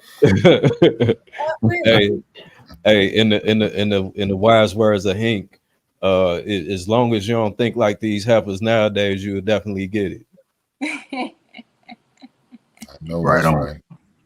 Is that something that's on your list? Like when you're looking for a man, is that one of the things on your checklist? Like Me? family family oriented. I do look for people that are family oriented. So like, yeah, I do. I would just say like now that I'm getting older, I've expanded my Talent. age dynamics open, right? And ironically enough, just in my experience, because once again, I can only talk from my experience. When I meet men that are younger than me, they be more family oriented than the men that are older than me. And I don't know what the disconnect is for that. And also, yeah, I don't know why that is. So I've opened myself up to like younger men because they really are big on family and family events and, you know, fostering. How old are you? I'm 33. 33. Mm-hmm. Hold on, how much younger are you going then? Like 27, 28. That ain't no damn. Okay. I mean, that ain't no damn. Why do you think y'all in the same damn age group? No, it's not. That is totally different. So I Mila, think that is the same checkbox. Hope y'all millennials. No, this is not part of millennials. Mila, why do you feel that you're finding much more family-oriented younger men versus the men that are in and around your age group or a little bit older? Why do you think that is? I think I want to say it's because like I live in Houston, Texas, right? And if you know anything about Houston, it is a party city, right? It is super, we is outside 24/7. And it don't matter your age demographic, right? From middle school to like 60 something, you could be outside and you could find your people. So I think with that, what was happening? you got who heads out there? Okay. No, they do. They be outside. They got a whole Sugar Daddy Sundays. Houston is a completely different animal, man. We need to be out there, Sugar Daddy Sundays, man. You land in Houston and you think you landed in relocate now. Yeah, like So I think what was happening, right? People was moving to Houston. People be moving to Houston, right? In their 30s, right? And they was living in cities where it was not popping. It wasn't a whole bunch of beautiful women. It's not stuff. You're not able to get money. It wasn't all of these opportunities, right? So they moved to Houston. Men get their money up, right? They that nigga. And so now, And why you have to do the hand moving like that? so now that life that they should have been living in their 20s, where they was outside, they was fucking bitches, they was like getting their ego boosted and all of that stuff they probably should have been doing in their 20s, they come in here, right? Now they got money, because really your 30s is your 20s with money. They got money. They feeling they self, and so now it's like, well, what the fuck I need a family for? I'm outside. I'll handle that when I'm in my 40s or I'm in my 50s. I'm living life. I'm focusing on me. I'm working. This my time. Like all of this, right? These are guys with no kids. Yeah, this guys with kids, this guys with no kids. The men with the kids, they is the worst. Cause they like, no, I tried that. My baby mama was this, or I've been divorced. I'm outside, I'm living for me. My child is 15 or they 10, they good. Oh, yeah, like, shit. By that time, sure, you ain't really looking for nothing outside of Hey, that. bro. And I kind of Yeah. understand. Shit. Hold on. Let her cook. Let her Years cook. old, Yeah. She it's cooking. so then they like, once they kids, they like have another kid. My kid already sufficient. Like, you know what I'm saying? Especially if they only got one kid and they kind of on the edge. They like, well, I don't know if I want to get married. I was married, or I was in a 6-year relationship and she used me up, and now I'm focusing on myself. So it's like you in your 30s or your early 40s and you kind of, or you got 2 or 3 kids, your kids already kind of grown. It's like, do you want to do that? Do you want to start over? Yeah, they live life already. It's like, do you want to start over? And then you got me, and you like, you don't got no kids, so now they look, and she gonna want to have a kid. Do I want to have another kid? So it's like all of that you have to. And so for a younger guy, right, he probably may not have kids. He may have not been in no marriage or been engaged or been in no long-term relationship. And if his parents are together, right, he's like, oh, well, I want to see that. I want that. So it's just more opportunities for me to possibly have a child, right, with that younger guy. And, and if I can pour a little bit into him, like if he trying to put a little pieces together, I could just throw a little something I know, and boom, he on. And I just think the dynamics are a little different. Get help with his mixtape. So we got magic. Okay. So my question is, because again, like, because you said that you're 33, right? I'm 34. Oh, okay. So, and you stay in Houston, right? What about the guys that are 32, 33? I mean, I try to that. I honestly, and I have been polling because I thought, I really think it's the city, right? I really think it's the city, because when I look at people and my friends that are back home, because I'm from St. Louis, they is all married with kids. That is all they do. They let themselves go. They got to shave. They just so in love and just living their best life. What type of environments are you going to meet these men? Is that a problem? Is that a problem? It sounds like the culture over there is not conducive to family. More like the single bachelor life. Yeah, that's why when she said that, when she talked about the older men coming in and they got money in their pockets, it's because they really did already live the family life. Like, she's right about that. She's absolutely right about that. But the dudes around 30, like, I don't see how that would be. Houston is a big city. She may need to move to expand her opportunities.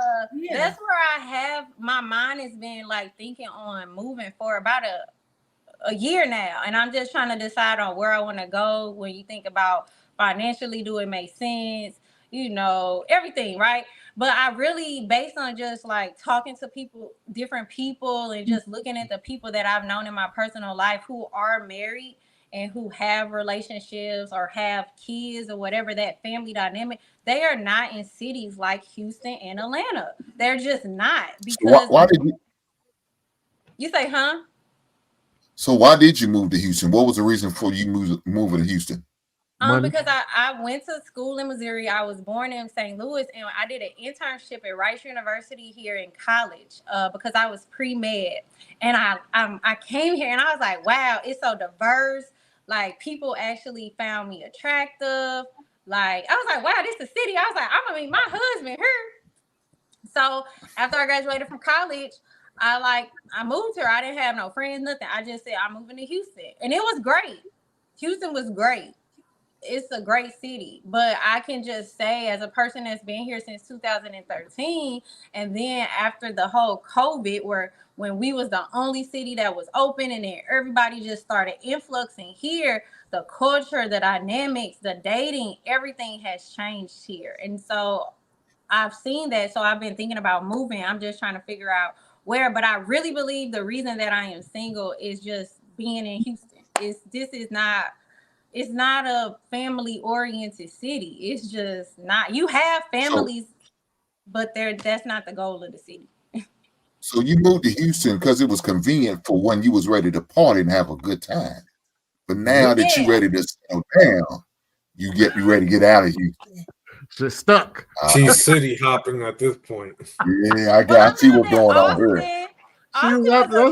There was some money out there. She had a good job out there, an internship. Right. She was picking it. She was going to the club.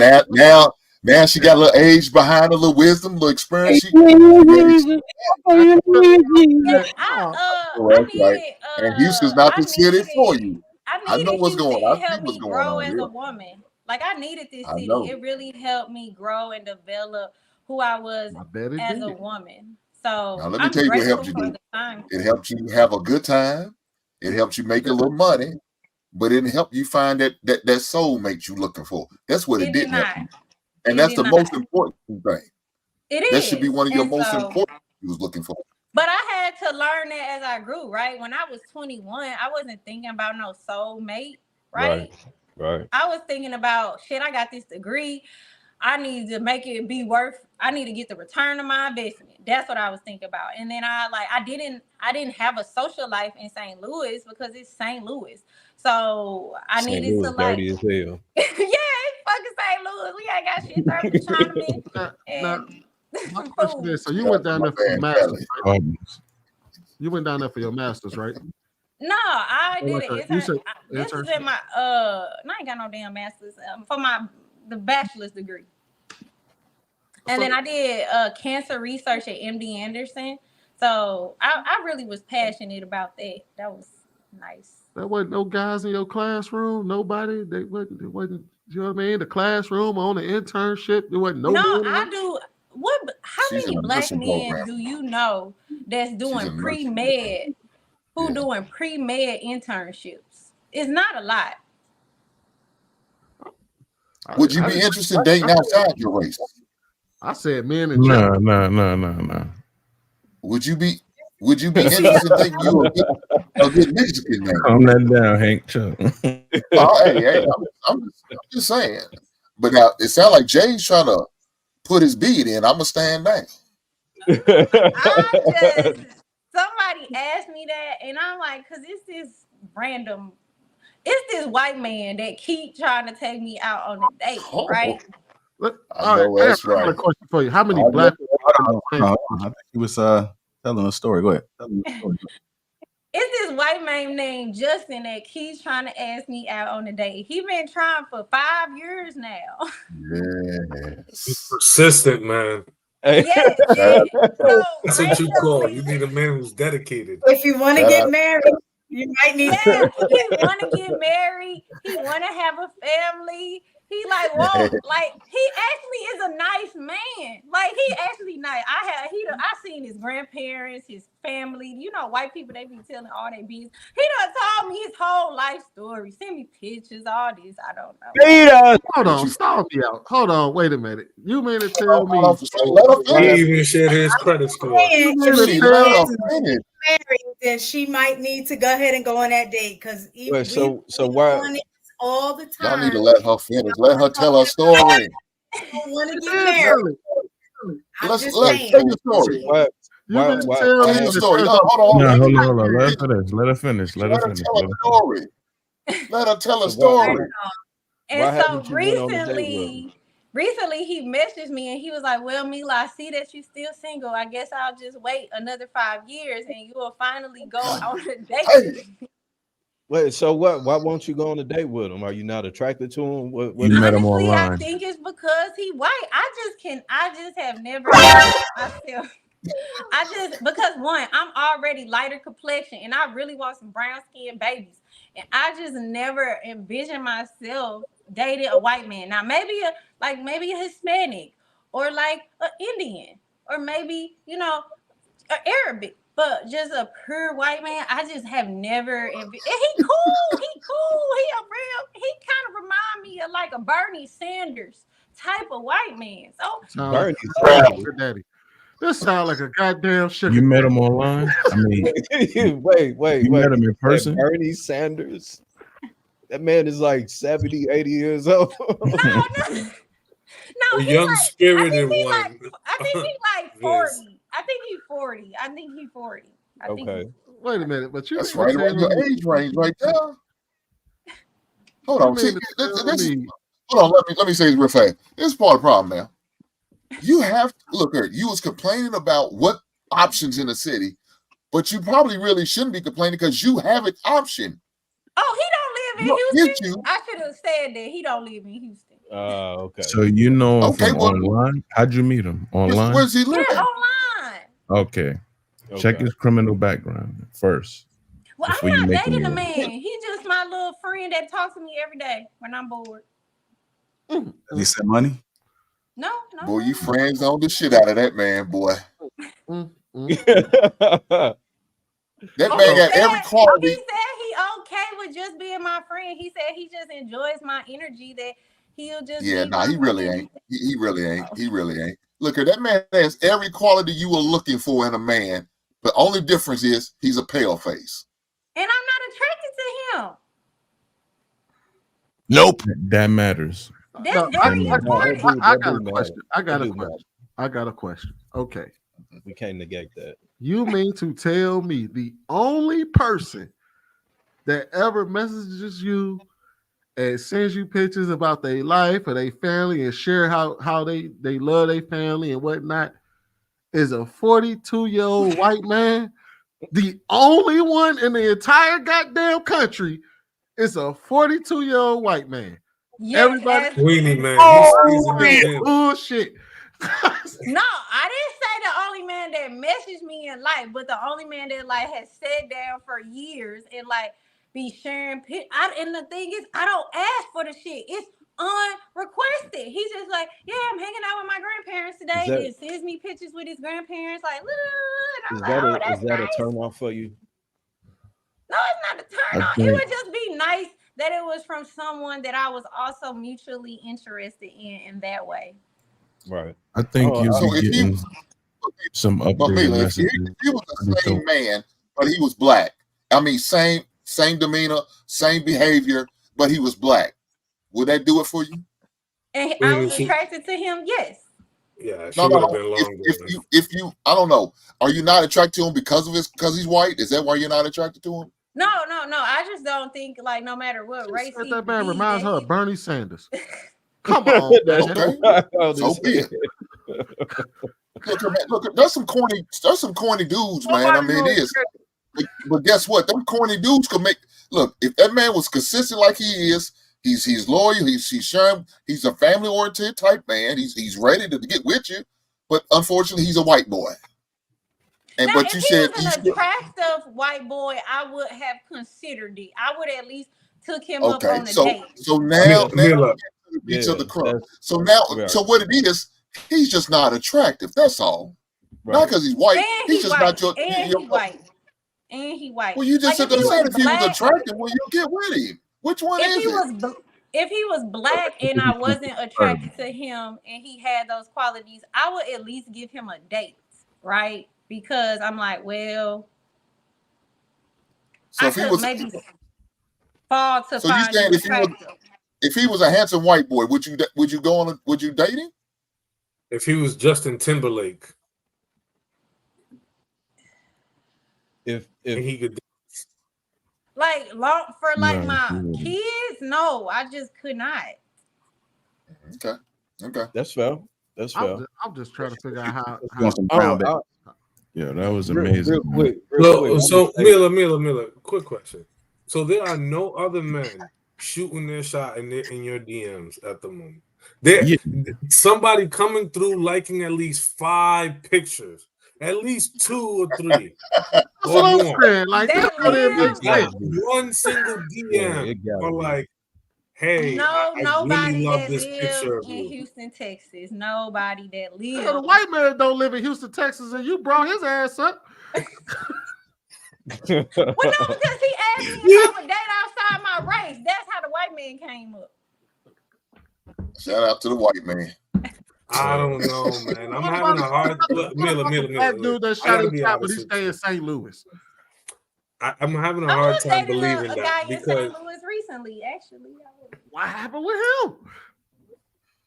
Miller, I'm having a hard time because you're a good looking woman. You have a really beautiful smile, really nice teeth, and you have a really good aura about you. I'm having a hard time that no other men, brown, black, etc., are even at least orbiting yourself near you. Either one or two things are happening. One, you're in the house with the lights off and the sign outside that says private property. Do not. Also, you're giving the bitch look 24/7 everywhere you go. RB, Because this is possibly RBF? no way. Yo, if you go out to brunch, I promise you, at least 5 guys are gonna trip and land right near your feet somewhere. I don't know why people. I think that I really believe that because men are believing this for whatever reason that y'all is believing that, right? Is why people don't talk to me. Yeah. And also, I stopped going out. I did stop going out because it's just not fun. Like the go out scene is so fucking boring. So I just would rather be in the house. I be so bored. I went out on Friday. I was bored out of my mind. Yeah, but where did you go? Where did you go I on went to Friday? this R&B game night event. Oh, that sounds Okay. And there were no black men there? Hell no, it was a bitch fest. Excuse my language. But it was about No, I was about to tell you, Luis, you tripping, bro. Dudes ain't going to brunch. I am like, see, we've had this conversation before. It's a spot in Dallas where it was a spot in Dallas where they were promoting it, and all of the women in the comments was like, "It's women everywhere," and the guys are afraid to walk up and talk to us. and that's how it was at the game night. Realistically, a lot of men don't have the confidence to walk up to a woman and lead with actual conversation, much rather than man, you want to drink, you smoke, woo, because niggas don't have no game nowadays. What's cat this? Just being 100. That's cat. Because what I was out last night. After the comedy show, me and my lady went out last night, and this guy was at the bar. There's a black lady at the bar right next to him, and his ass wouldn't say nothing to her. This is what he kept doing. He looking over at her. He leaning back in his chair, looking at her ass, but never said a damn word to her. I said, "What type I see of that happen too." is this?" And he did that probably for about 20. I started recording. My lady got mad at me. Pull your phone away. Don't do that. Don't record him. I said, hell yeah. I might want to talk about this on Wednesday. But man, don't be posting that, man. So I can't disagree. These dudes are scared to have a conversation. They're scared to open their mouth and approach. They're scared to do it. I've worked in the bar and club industry for 8 years, bro. I watched it firsthand every single weekend. No, I don't deny that is not happening. I'm saying your reason for why it's happening is cat. Yeah, this is science fiction, man. Like to us, this sounds like science fiction. For What you everything mean? that Luis stated, and right now, well, put this way: if you didn't have anybody in your inbox that you could filter through, you will soon. Trust me. Yeah, this is what we're gonna do, man. We're gonna make this video go viral, okay? I need all my good-looking, well-to-do brothers who are confident, competent, and well-to-do to go slide into Mila's DMs right now. Her DMs are more open than a 24-hour Walmart out in the sticks, man. I guarantee you, I am Gotta be telling a you, family go man. up in there, introduce yourself, got be no problem confident, be with respectful DM. too. No weird pictures, and shoot your shot properly. And you got to be a family man. Hey, And you got to be a family man. That woman ain't got no problem Hey, getting. JR, this might have to be a conversation on King Talk, man. Are men really out here scared to approach women? I think they are. Yeah. My Look, homeboy said they were. The perfect But I example blame is in the women a chat little right Crazy, bit. now. man. I didn't believe it. I didn't believe it until I actually seen it, man. Hold on, Bro, do you y'all look listen at to the chat me? right now. Hold on. Mila trying to say something. Go ahead, Mila. I said I do think that men are scared, and I think that a lot of men make a lot of assumptions about women, and so because y'all making assumptions, then like nobody talking. Like people really assume that I just have all of these people flooding me in regular everyday life and in my DMs, but I really don't. And I think it's because people is assuming that I got everybody. So they like, well, I don't want to be in no competition because she got all these people. But that is really not the case at all. Y'all do know that men talk about this all the time. Like, it's no secret why men aren't approaching today. It's not. I said I blame women a little bit. I think women did something right. When they were calling men thirsty or something, I don't know. But Yeah, it's no like it's been up and down. said that though. I'm not talking to you. I'm not talking to you. I'm not talking to you. I'm just saying, like, I know exactly the reason why men are not approaching. They talk about it every single day online in real life. Like, for example, Mila, let me ask you a question. Yeah. When guys ask you for your number, do you give out fake numbers a lot of the time, or give out like a what is that called, the Google Voice number or something like that? She's saying no. They don't. So that's a layered question. No, right? no, don't think of it that way. Like, think of it just straight up. Like, when somebody asks you for your number, like, have you ever had to give out a fake number or something like that? Yes, I have had to give out a fake number. You've heard a lot of women. That's been a cause for action for a lot of women, right? That's part of the game, though. Yeah. Same thing with why men have not been approaching. They've been sharing notes, and bad news travel fast. So, bro. That's the wrong. That's the wrong. The question is. That sounds like some weak shit, man. That sounds like some pussy ass shit. Wait a minute, because you asked the question. You said you didn't ask the question, but men talk about it all the time. What's the reason? All right. Can I say something real quick? Hold on. Wait, what was the reason? I lost it. One of the reasons is because a lot of men have dealt with disrespectful women or being embarrassed. There's been a lot of instances where they've been posting videos of these guys, also being falsely accused of something that has scared a lot of men off. There's been, like, it's a number of reasons, but that's the reason why you starting to see in mass men no longer approaching. Come on, bro. Let me talk real quick. Let me get. Let me get in there too. For one, there's a difference when what you hear online than what's going on in real life. Please believe there is a difference. There is a disconnect. The real question is, why did you give the fake number, Mila? That's the real question. You gave him a fake number. There was a reason you gave him a fake number. I don't think that matters. No, it does matter. It does matter because I never give like a fake number. I give out my business number, which is like my Google Voice number, and then my actual personal number to my real phone, right? If somebody like have a cool conversation and I'm like, I'm not attracted to them, but maybe I could grow some attraction to them based on if they keep up with their consistency in conversation. I give them my my Google Voice number.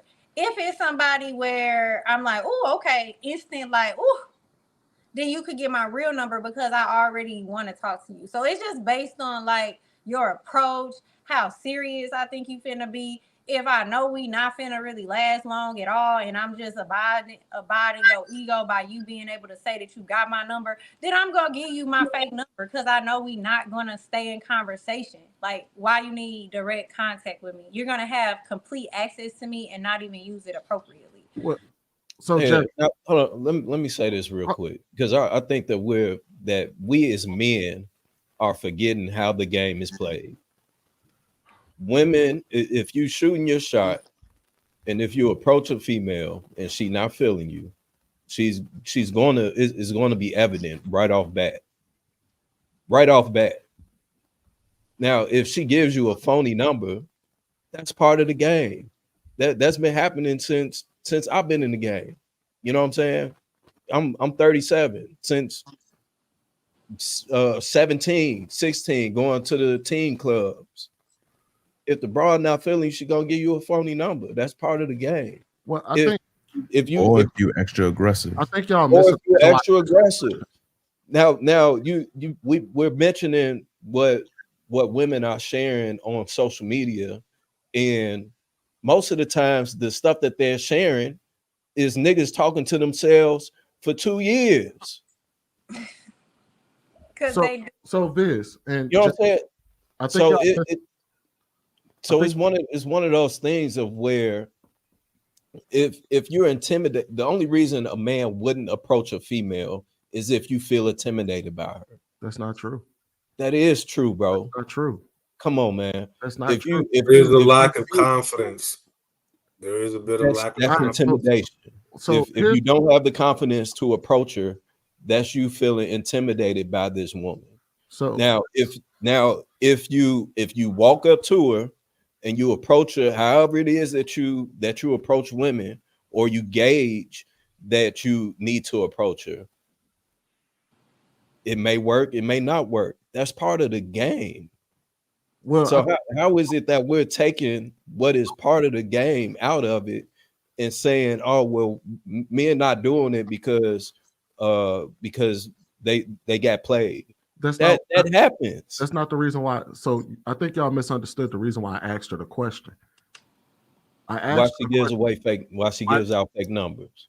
Why does she use a Google Voice number? Because oftentimes when you ask a woman the reason why is because of their experiences with just saying no. So they had to, that was a solution. That was a solution to a problem, as in they would say, well, I've had experiences where I tried to tell a man no, and it got violent, or he got verbally abusive towards me. So I just hurried up and gave him a fake number, or I hurried up and so that's why I said to understand why. And I asked her also, have your friends or your homegirls also had this same story? And she said, yeah.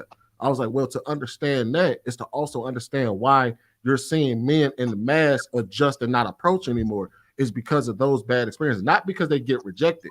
Men are used to being rejected. It's the things that come along with the rejection that's the problem now. The being accused or something, the being publicly embarrassed, the being a photo taken of you and shared online. Kind of the reason, like even when you talk about like instances in like the gym, where they were posting videos of these dudes just walking past and making them out to be creeps and stuff like that. So it's you don't get an epic failure like that on an epic level unless there's an actual problem. And the same reason why women started en masse giving out fake numbers or giving out Google Voice numbers is because they were experiencing a lot of problems with men not behaving right when they just simply said no. And now you're starting to see on the other end where men are saying, hey, the reason why we're not doing this anymore is because of these type of things that we started experiencing. And men were comparing notes and saying, well, we're not going to do that anymore. And granted, it's not good for anybody, because you're supposed to approach every situation in good faith. But because now we have two groups of people not approaching in good faith, we got the problem that we have today. Is that I think Mila wanted to say something. Go ahead, Mila.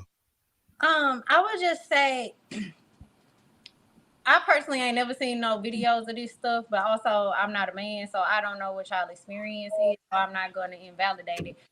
I will say that women do be taking shit a little too far, but I think the issue really is why women take the shit too far is because men be approaching women.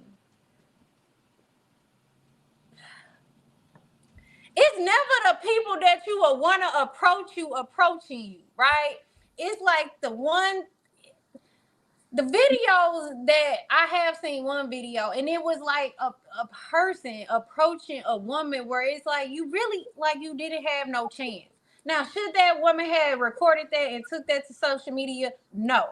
But then other thing is like people got to start approaching people that's in their like look bracket, right? Because we don't know like your personality. We don't know like if you're a family oriented man or if you just this great, amazing man. We don't know none of that, right? All we got is your first impressions on how you approach us and like how you coming together in that package, right? That's all we got to gauge. That is all we got to gauge right there. That's all you need. First impressions are everything.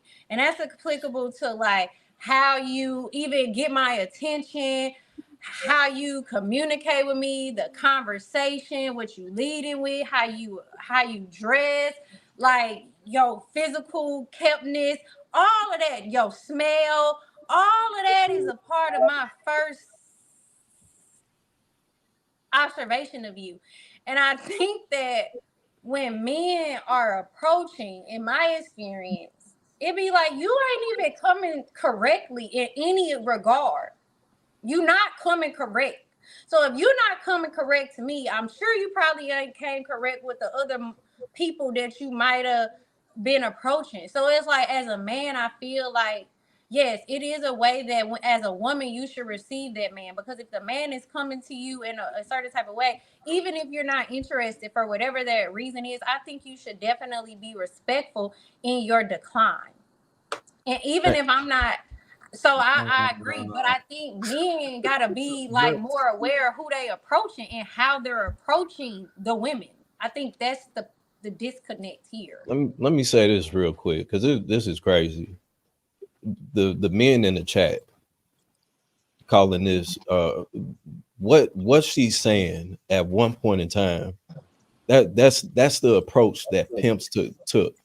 That wasn't simping. That's pimping. When you approach a chick, you know what I'm saying, or when she see you so motherfucking fly that she got no choice but to choose you. That was the game. And if you wasn't fly, then you ain't get chose. So if you don't know how to approach a female, you know what I'm saying, and in a manner of where it's like, hey, you got no choice but to come, you know what I'm saying, to go. Because this is who I am. This my game. And either you gonna go for it or you gonna or you ain't. You know I'm what I'm gonna get go ahead.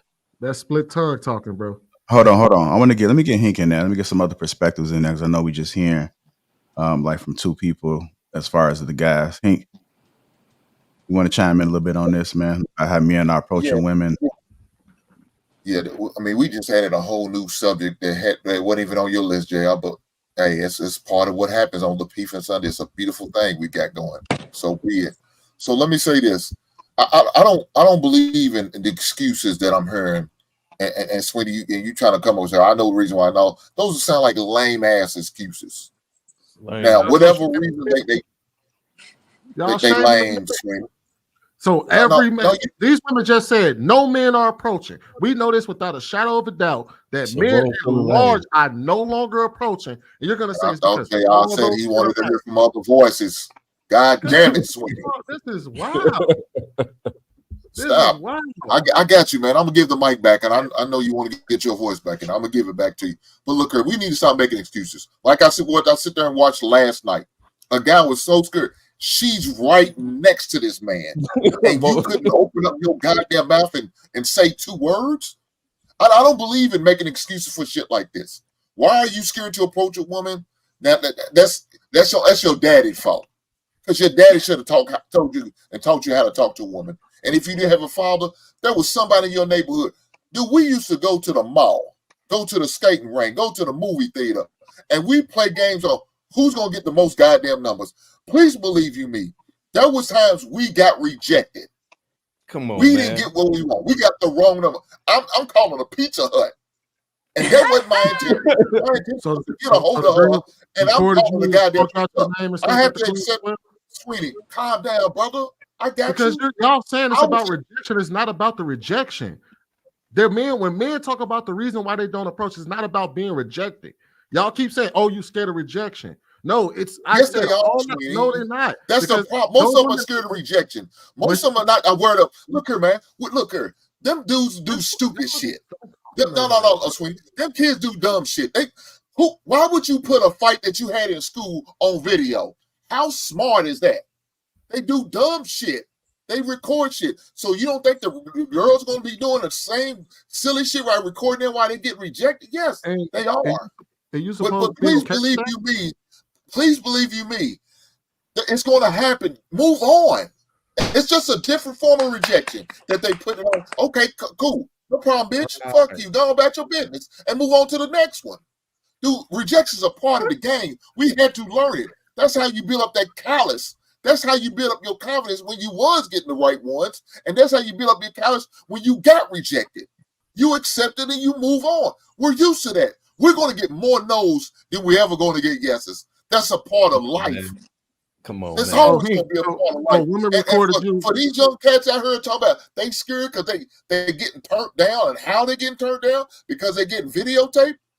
Man, once you see she start pulling out the phone and doing that shit, walk away. Don't even continue the conversation. Walk the fuck away. Don't hang around. Don't stand around. Don't sit there and watch it go down. You know what she's doing. If she's not giving you that type of shit, move on, man. Don't listen to this shit. Move the fuck on, man. These freaky sheets trying to come up to sit there and allow this shit to happen and go down like it's so, dog, it's a part of the game plan, Sweeney. No, it's not. No, it's no not. way I That would is teach not my part of the son, game. don't be scared to talk to a girl. Bro, that so is you not gonna a part be of the forever game. in your room with goddamn lotion and beating your goddamn meat all night because you too scared to talk to a female. So why is it that we Sweeney, wait. Why is it that we try to tell men to push through the worst type of people rather than telling women, hey, you don't think I think it's a problem if you decide to record a man who decided to come up and approach you. Just like we would not have told any woman, hey, you know that you don't have to give that man no fake number. You could just tell him no. It's okay. No, we tell them, I understand why you have to give out Google Voice number. I understand the problems that come along with, hey, you don't want to open up yourself to this. Being recorded and publicly embarrassed in front of the world is not something that's par for the course. Because I guarantee you, if any one of us experienced that, like we've seen kids go viral and kill themselves from being in fights. Like they lost a fight and it went viral of them getting beat up on camera, and they turned around and took themselves out. This is why. This is why our young people are so weak. This is why they're so lame. You never have to deal with this, bro. You've never had to deal with this. I took a lot of ass whoopings when I fought. I ain't win a lot of fights. I lost more than I won. But guess what? I'm not gonna go and off myself because of that. A woman tell me no. Hink, your lips are too big. I don't want to deal with you. Hink, you ugly. I don't want to deal. I heard that shit. But guess what? Never went viral taking ass whooping. Trying to get with them women. It never stopped me. It never scared me. It never made me feel some way. It made me want to go out there and go even harder to get them. That's what it made me do. Hink, you never went viral taking an ass whooping, bro. Sweeney, let me ask you this real quick. So when you were growing up, trying to get back in the hold that. Oh, real quick, just for context. So Sweeney, when you were growing up, were you the type of guy that would pursue multiple women at clubs or at events or whatever? Were you one to actually pursue and engage in conversations with women before you got married? Yes. How often was it? Would you consider yourself a player type? Were you always just kind of one?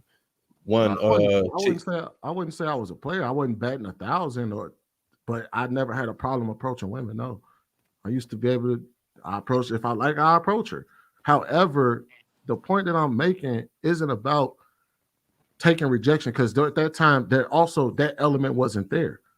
That element of being accused, that element of somebody calling you a creep, that shit wasn't there when I was approaching girls. They'd say no, I'll walk away. That was the normal part for the course. You shoot a lot of, I shot a lot of DMs and stuff. They'd say no, I'm good. You keep it pushing. What I'm saying is that if you like we're sitting there confused, but they're telling us the reason why they don't approach. And you don't get this level of failure where you have an entire women, by and large, including Mila, she just said that her DMs are dry as hell right now. She don't really go out. There ain't no dudes ain't going to brunches. They ain't going to the bars. Everything is a chick fest now. There's a reason for that. And they've been telling y'all for at least a half a decade now why they've been doing it. And to sit here and ignore that and be like, oh, well, you niggas is just weak. How many videos have you seen of women recording men after they was rejected? Hundreds.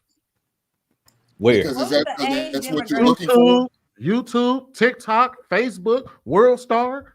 What's the age? What's the age demographic on these videos? It ranges. It could be from 18 all the way up to 40. All right, y'all. Let me get hold on, y'all. Let me get Jay. That's Hold on. I want to get Jay and let me get Luis in there. You could go back to I think that's all you wanted to ask, Mila. The age. That's all you. What I'm saying is, all right, the percentage you saying you've seen hundreds of these videos. How much of that have you seen in real life? Because a lot of these videos, TikTok, YouTube, I mean, I'm positive this stuff does happen. You know what I mean? I don't doubt it. It does happen. However, the percentage in real life that you see this stuff happens, I'm sure it's much lower than, we're giving credit to. Let me ask you. Hold on, Swinny. And you said about, being falsely accused, I can understand that. I can understand that for any men, but nobody is in a club full of women thinking about, I'm not going to holler at her because she looked like she going to falsely accuse me. Nobody's bringing that to their mind when they're in that situation. So what I'm saying is there's a disconnect of what's being fed to some of these men online versus what's going on in reality face to face. And I think a lot of this online stuff is perpetuating the extreme version of something that's not happening in real life.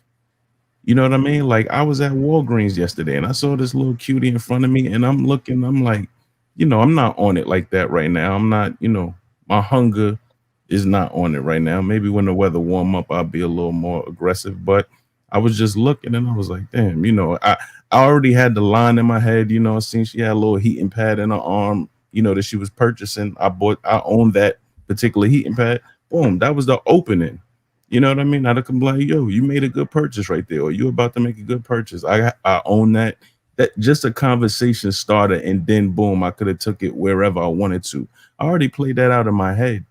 But what I'm saying is, I think that the men nowadays are listening to a lot of this propaganda online, and they're taking that to real life, and they're just sitting still. When in reality, a lot of this stuff being shown online, man, just like the video about the Cheesecake Factory, like that was a fake video. You know what I'm saying? You had a bunch of people making videos reacting to that situation. That was a fake setup situation. You know what I'm saying? That girl has a bunch of videos like that, and they got everybody in the uproar. Oh, the Cheesecake Factory. It was a fake video. You know what I mean? So think about, if that was fake, think about how many more of these videos are manufactured specifically to go viral. Hold on. We got to get Luis in there. Oh, tight swing. All right, well, I got to go there. I got to go. Well, shit, why I supposed to be going to the damn Sunday dinner? Say what you got to say, Sweeney. Yeah, man. But no, though. And Jay, and I'm not in disagreement with you, but it's the reality of the situation. Just like when I guarantee you, I can ask Mila the same question. Well, how many guys done called you out your name or whatever in regards to you giving them, saying no to them, and she would probably say very few, if any, but she still does it. You know what I mean? And the same, and that's how I look at the men's situation. Yeah, you probably haven't experienced too many women record you or laugh at you in your face or embarrass you in a club, but enough bad stories go around and it changes the culture. And that's what we saw. That's what we're seeing on an epic level, just like women adjusted and changed within the culture to how they deal with men and how they approach men. It's the same thing that you're seeing with the men. That's why I'm like, you can't look at something that on a mass level is happening and then just strictly reduce it to, oh, it's just something wrong with you niggas. No, there's something that's happening that's causing this. Now, if we want to solve for that, we can solve for that first. But you don't jump past that. That's what I got to say. But I'll holler at y'all later, man.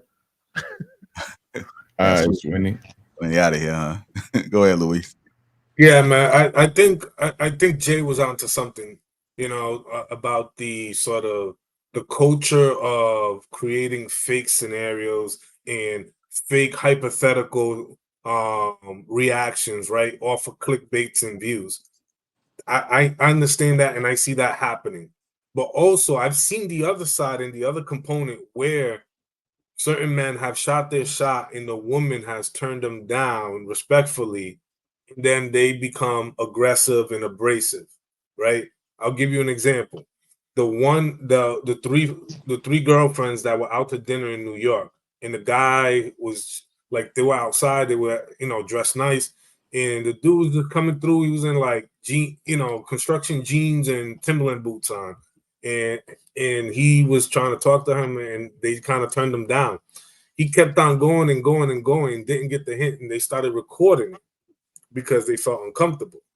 The dude left, and then he came back and he started shooting at the chicks that were outside having dinner outside the restaurant. So there is a level of predatory aggression that is unnecessary that sometimes is caught on video, whether it's through people's cell phone or through businesses, etc. We cannot deny that. We cannot deny that happens. Does that happen at a large mass? Absolutely not. I don't think that. I think those are isolated instances, but women are much more quicker to pull out their phones to record once they pass the threshold of feeling uncomfortable, or there is a sort of a radar of uncertainty when dealing with someone who just won't take no for an answer. I could understand that happening, and I can understand that happening much more than just women. Oh, here comes this guy. He's coming to shoot his shot. I got my phone ready and start recording. I don't think that is happening. I think that there's two folds. I think there's the fake scenarios, and I think that there's the line that people tend to kind of cross after receiving no. But that's just my thoughts. And if we're talking about community here, crazy, man. This is I just don't get it. There's no way. Look, I asked my son. I said, son, what if it's nice looking woman? What would be your first line you say to her? And he just ran his game. I had to give him the nod. That sounds good to me. I might have to use it myself. It was so cold. I said, I might have to use that motherfucker myself. I said, right on. I was about to say something. I'm sorry. Look, Hank, that's how you talk to a woman. Don't say, hey, yo, hey, shorty. No. Maybe that's a lot of y'all problem right then and there. Y'all coming, hey, shorty, hey, wait, baby. No. So, hey, excuse me, ma'am. How you doing? I was just in the area, and put whatever words you want out there. Come respectfully. And just maybe her rejection, even if she rejects you, won't be as harsh. She ain't quick to pull out that phone because she don't feel like you a threat. And don't go asking, well, why can't I have your number? Let it be. If she say no, oh, that's my pet peeve right there. I understand. I hope you enjoy the rest of your evening and walk away. That's it. But y'all want to go interrogate the heifer. Y'all trying to break her all the way down. And I know you really don't get. You can't have you don't like me. Do you? No, I don't. Just let it go. Take the no and keep it moving, man. That's all you got to do. Take the no and keep it moving. Matter of fact, Do a solid. If she got a friend right next to her, what about you? Fuck it. Why not? Where she can tell you no, and I'm gonna go all the way around the goddamn table and get your practice up. That's all you do. Fact. But y'all want to go by her, y'all ready to fight the heifers. Y'all ready to go toe to toe, knuckle up like she's some hard ankle. Y'all ready to go at her. You think that's gonna win you over something? And we're talking about community, and here we are. People are trying to embrace this soft ass perception of being men. It's crazy. It just like Hink said, if it's a table full of women and I got my eye on this one, I'm gonna talk to everybody at the table and slowly make my way to the one that I want to talk to. The icebreaker is everything.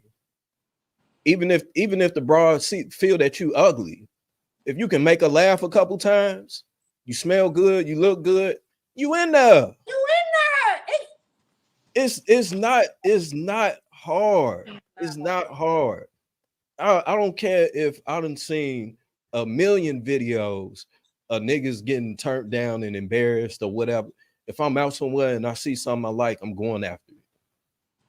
That's what men do. That's what else are you supposed to do? You just gonna hang up or hold up the wall?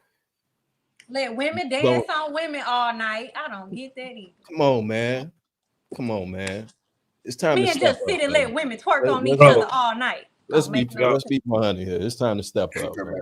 Look here, man. Yo, let me tell you something. There's millionaire baseball players who are betting a little bit less than 300 out of 10 bats. They're betting on they only hitting two bats. They hit the ball 2 times and getting millionaire. If that's all you need, that's all you need. You only need one, unless you're a player like Jay and you trying to get every woman in the club. Then I know what you're doing. But if I'm trying to come out just one, I'm good. That's all I need. Bro, let me tell you something, man. I went to brunch like maybe a month ago, and I was at the bar, and I was talking to 2 female friends, and we're having drinks and eating and whatever. I remember seeing these 2 Nigerian brothers walk in. You know what I'm saying? Regular suave, fucking very confident. Yo, they had, because there's like 3 different sections, had a whole section back there, like just full of women. This is why I be saying there are more women outside right now than there are men. Every time I pull up somewhere, there's like 80% women and 20% men. Like that is genuinely the number that I tend to kind of see. It's like 50-50, absolutely not. They're outnumbering dudes. Yo, those dudes pulled up, they sat down, grabbed a drink, started conversation, then went from another table. And next thing you know, a song came out. Yo, dudes are doing the absolute most. They absolutely shut that entire section. Had all those women, circling around. There's a level of confidence that you have to have in yourself, in your approach. You know what I'm saying? That, allows you to separate from other people. Stop trying to blend in, man. Separate yourself and stand out, especially if there's whether you know how to dance, whether you have a cool mouthpiece and you know how to approach women, especially the approach that Hank had laid out. You do not go up in a place and try to hold up the wall. It is a waste of your time. You know what I'm saying? Like, go out, approach women, have conversations and really push through. Obviously, they say no, just move around, man. Jay, you want to say something? Like, okay, go ahead, Hank. Y'all better be glad I'm not out there no more. And I'm hearing about these spots that they got nothing but women in it. Shit, I'm killing them. We be in trouble. And look here, I half of y'all percentage y'all men are sissies anyway. I ain't got to compete with you. You scared motherfuckers are worried about getting rejected or putting on cam. I ain't got to worry about you. I'm out there killing them. And I'm gonna be the center. I'm gonna think I'm a goddamn pit ball and women gonna be around me. And I ain't got the money like JR, but I'm gonna come in, I'm gonna kill them. You know why? Because I know how to talk to them. I know how to have a conversation, and I'm not scared of being rejected. Tell me no if you want to. That's cool. There's another table over. Let me make my presence felt. Yes, sir. Y'all don't stand a chance if Hank's in a goddamn building. And the late great, real quick, the late great Kevin Samuels, originally his page was about men empowering themselves, dressing nice, smelling good, going out, knowing how to talk to a woman, knowing how to walk into a room and command the looks as you walk in that motherfucker. That's what works. That's what women look for. You know what I'm saying? You don't even have to be an alpha male. You ain't got to play that role. As long as you walk in that motherfucker confident, you smell good, you look good, you put together, you can't lose. Somebody gonna look at you. And if you there on a mission, you paying attention to your surroundings. Oh, okay, I see Shorty over here. She decent. She eyeing me. But I'm over here. Man, I like this. Bet I'm finna make my route. I'm gonna talk to both of them. And she, the one that I really like, she probably gonna be on me harder because she see that I ain't sticking on this one. You know what I'm saying? It's part of the game, man. Y'all got to get out, get off the internet, go outside, read some books. The Art of Seduction. That's a great book. What Iceberg Slim, his book. If you want to go there, there's plenty of books out there with the information that you wouldn't even somebody recording. Oh, that ain't gonna happen to me, because it won't. If you know how to play the game, it ain't gonna happen.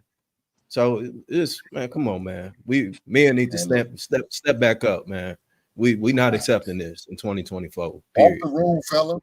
Walk the goddamn room. Walk the room. Man, you ought to be going there like a scout, just paying attention. Have your head on a goddamn swivel. Walk the room. Go to the bathroom. Map out where you're going to go first. What table you're going to hit first. What if you're going to go to the bar first and hit them women up at the bar. Map it out. In your head, tell yourself, yeah, I'm going to hit this bar. Yeah, that ball over there looks a little slim, but thin. I don't need to go over there. Ain't shit popping off. But I know that's where I'm going to go to get the drinks for the ladies, because ain't nobody over there. But that table over to the right, oh, there's a lot of potential. Hit that first. And then the thing's all right. Don't go to the same table in the same area. Go to the other side of the room and hit that table. That's how you do it. Map it out. When you first go in the club, you look around. Find exits, know what's going on, what's popping. Then you go walk around the room. Then make your way to the bathroom like, okay, this is what I need to do first. I'm hit that one, hit that second. If things ain't popping off, I'm going to the one closer to the exit. It looks like it's something happened over her. Oh, what the dance floor looking like? The dance floor popping? Oh, yeah, that's where I want to go at next. But you got to map out the plan, baby, and have a conversation. Know how to talk in a respectful manner. You got a chance. You're going to come out there with something. Even if it's a booger wolf at the end of the night, because things just in hop. Get you a booger wolf and go knock her down. Yeah, also too, there are situations like if the bar is full and there isn't space, but I've seen tables of 3, only be occupied by 2 women. Like, map out your situation. If you know the bartender, be like, yo, what are they 2 having? You know what I'm saying? If they're low, go over there and be like, yo, you know what I'm saying? And introduce yourself and sit at that table, and then tell your guy to bring over a drink, sit down, you converse and start opening up conversations, right? A lot of women, that approach for me has always worked. And a lot of other women pay attention.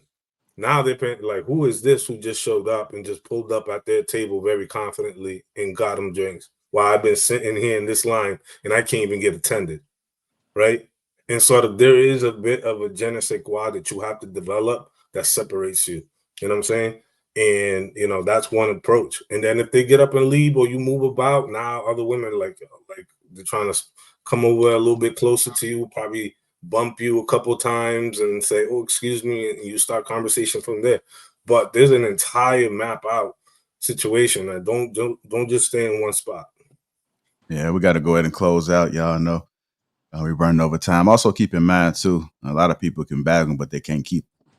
So you got to start thinking a little bit long term when it comes to how to keep them, man. Because just because you got them, it don't necessarily mean it's gonna last. You just one action away. It can be as far as word. It can be some stupid shit you just do. You just ruin it from there. So because you bag them, you got to know how to make sure that you keep them. Planning things works out too, man. If you got things planned, especially if you organize and structure it, and you got everything mapped out how you want it to be, you'd be surprised how far they take you. And it could be something simple, just you got to have an activity, eat, then some drinks. It's all about the experience, though, man. Ambiance is everything. Ambiance is everything. Them hidden gems, you'd be surprised. That's a fact. A couple super chats came through. 999 Jay Quinn, appreciate you, sir. And Big at 11. Big Ant, I always say Big Ant. Big Ant 11. Hink, it's time to be honest. It's time to tell the truth. Hink, how many women told you no when you told them you're a Bears fan? Bears been looking good this year, man. None of them, Big Ant. None of them. All right, thank y'all. I know we kind of went over a little bit. Mila, appreciate you for sticking around. I know you're the last Don to be up here, so salute to you for sticking around. Gentlemen, thank you guys as well. It was fun, turned into something good. The conversation was going good, so I know it's easy to stick around, but still blessings to you guys. Y'all enjoy y'all Sunday. Want to thank the chat. If y'all catch it on the replay, go ahead and hit that like button. Also, make sure you subscribe. Everybody in the chat, y'all been wonderful as well. And the people that wasn't in the chat, you may be working, may be doing some activity or whatnot. We appreciate you guys too. Just make sure we support each other, give everybody a follow, and make sure you support everything that they're doing. This is Lapeef-ing Sundays, and we are out. All right, y'all. Peace.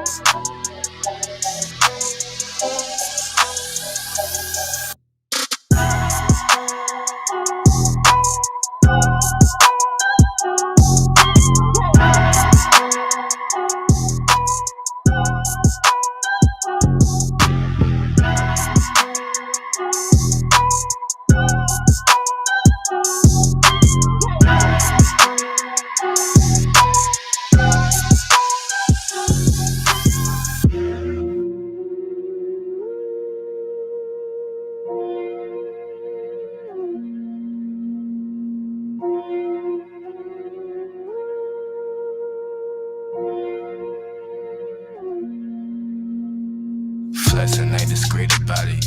Extra, extra read about it. Say you wanna beef about it. We gon' come and see about it. Flexing ain't discreet about it.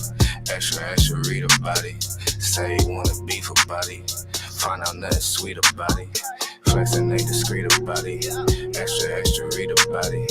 Say you wanna beef about it. We gon' come and see about it. Flexing ain't discreet about it. Extra, extra read about it. Say you wanna beef about it. Find out nothing sweet about it. Look, mile like 3-6 pulled up, ski trip, cold winter. All my eating good, I remember when we had no dinner. West side, east side, no side, both sides with me. Check, coming check, leaving flex season. 12, come and get me. Gil to run around high speed, chasing all the big bags. Bending corners, bending rules, bending necks, Gil the whiplash. Slide through hot knife, warm butter storm, gutter drain lane. Young man, old habit, still let it, tryna let my chain hang. True story, new story, 2-story condo, B&B. 4 bath, 1 me, no key, like I did a B&E. B&Me so good, so hood, so not worried about it. 250,000 new views, old news, know you probably heard about it. Extra, extra, read about it, headline, word around town, flexing. Ballin' on my course, so I ain't worried about nobody out of bounds, stressing. Feeling like Hercules, murder these ain't a problem to me. Tried to tell the maid service don't come unless you bringin' condoms to me. Flexing ain't discreet about it. Extra, extra, read about it. Say you wanna beef about it. We gon' come and see about it. Flexing ain't discreet about it. Extra, extra, read about it. Say you wanna beef about it. Find out nothing sweet about it. Moving, shaking, coming down to me. Stacking, racking, money, power flipping. Moving, shaking, coming down to me. Stacking, racking, money, power flipping. Moving, shaking, coming down to me. Stacking, racking, money, power flipping. Moving, shaking, coming down to me. Stacking, racking, money, power flipping.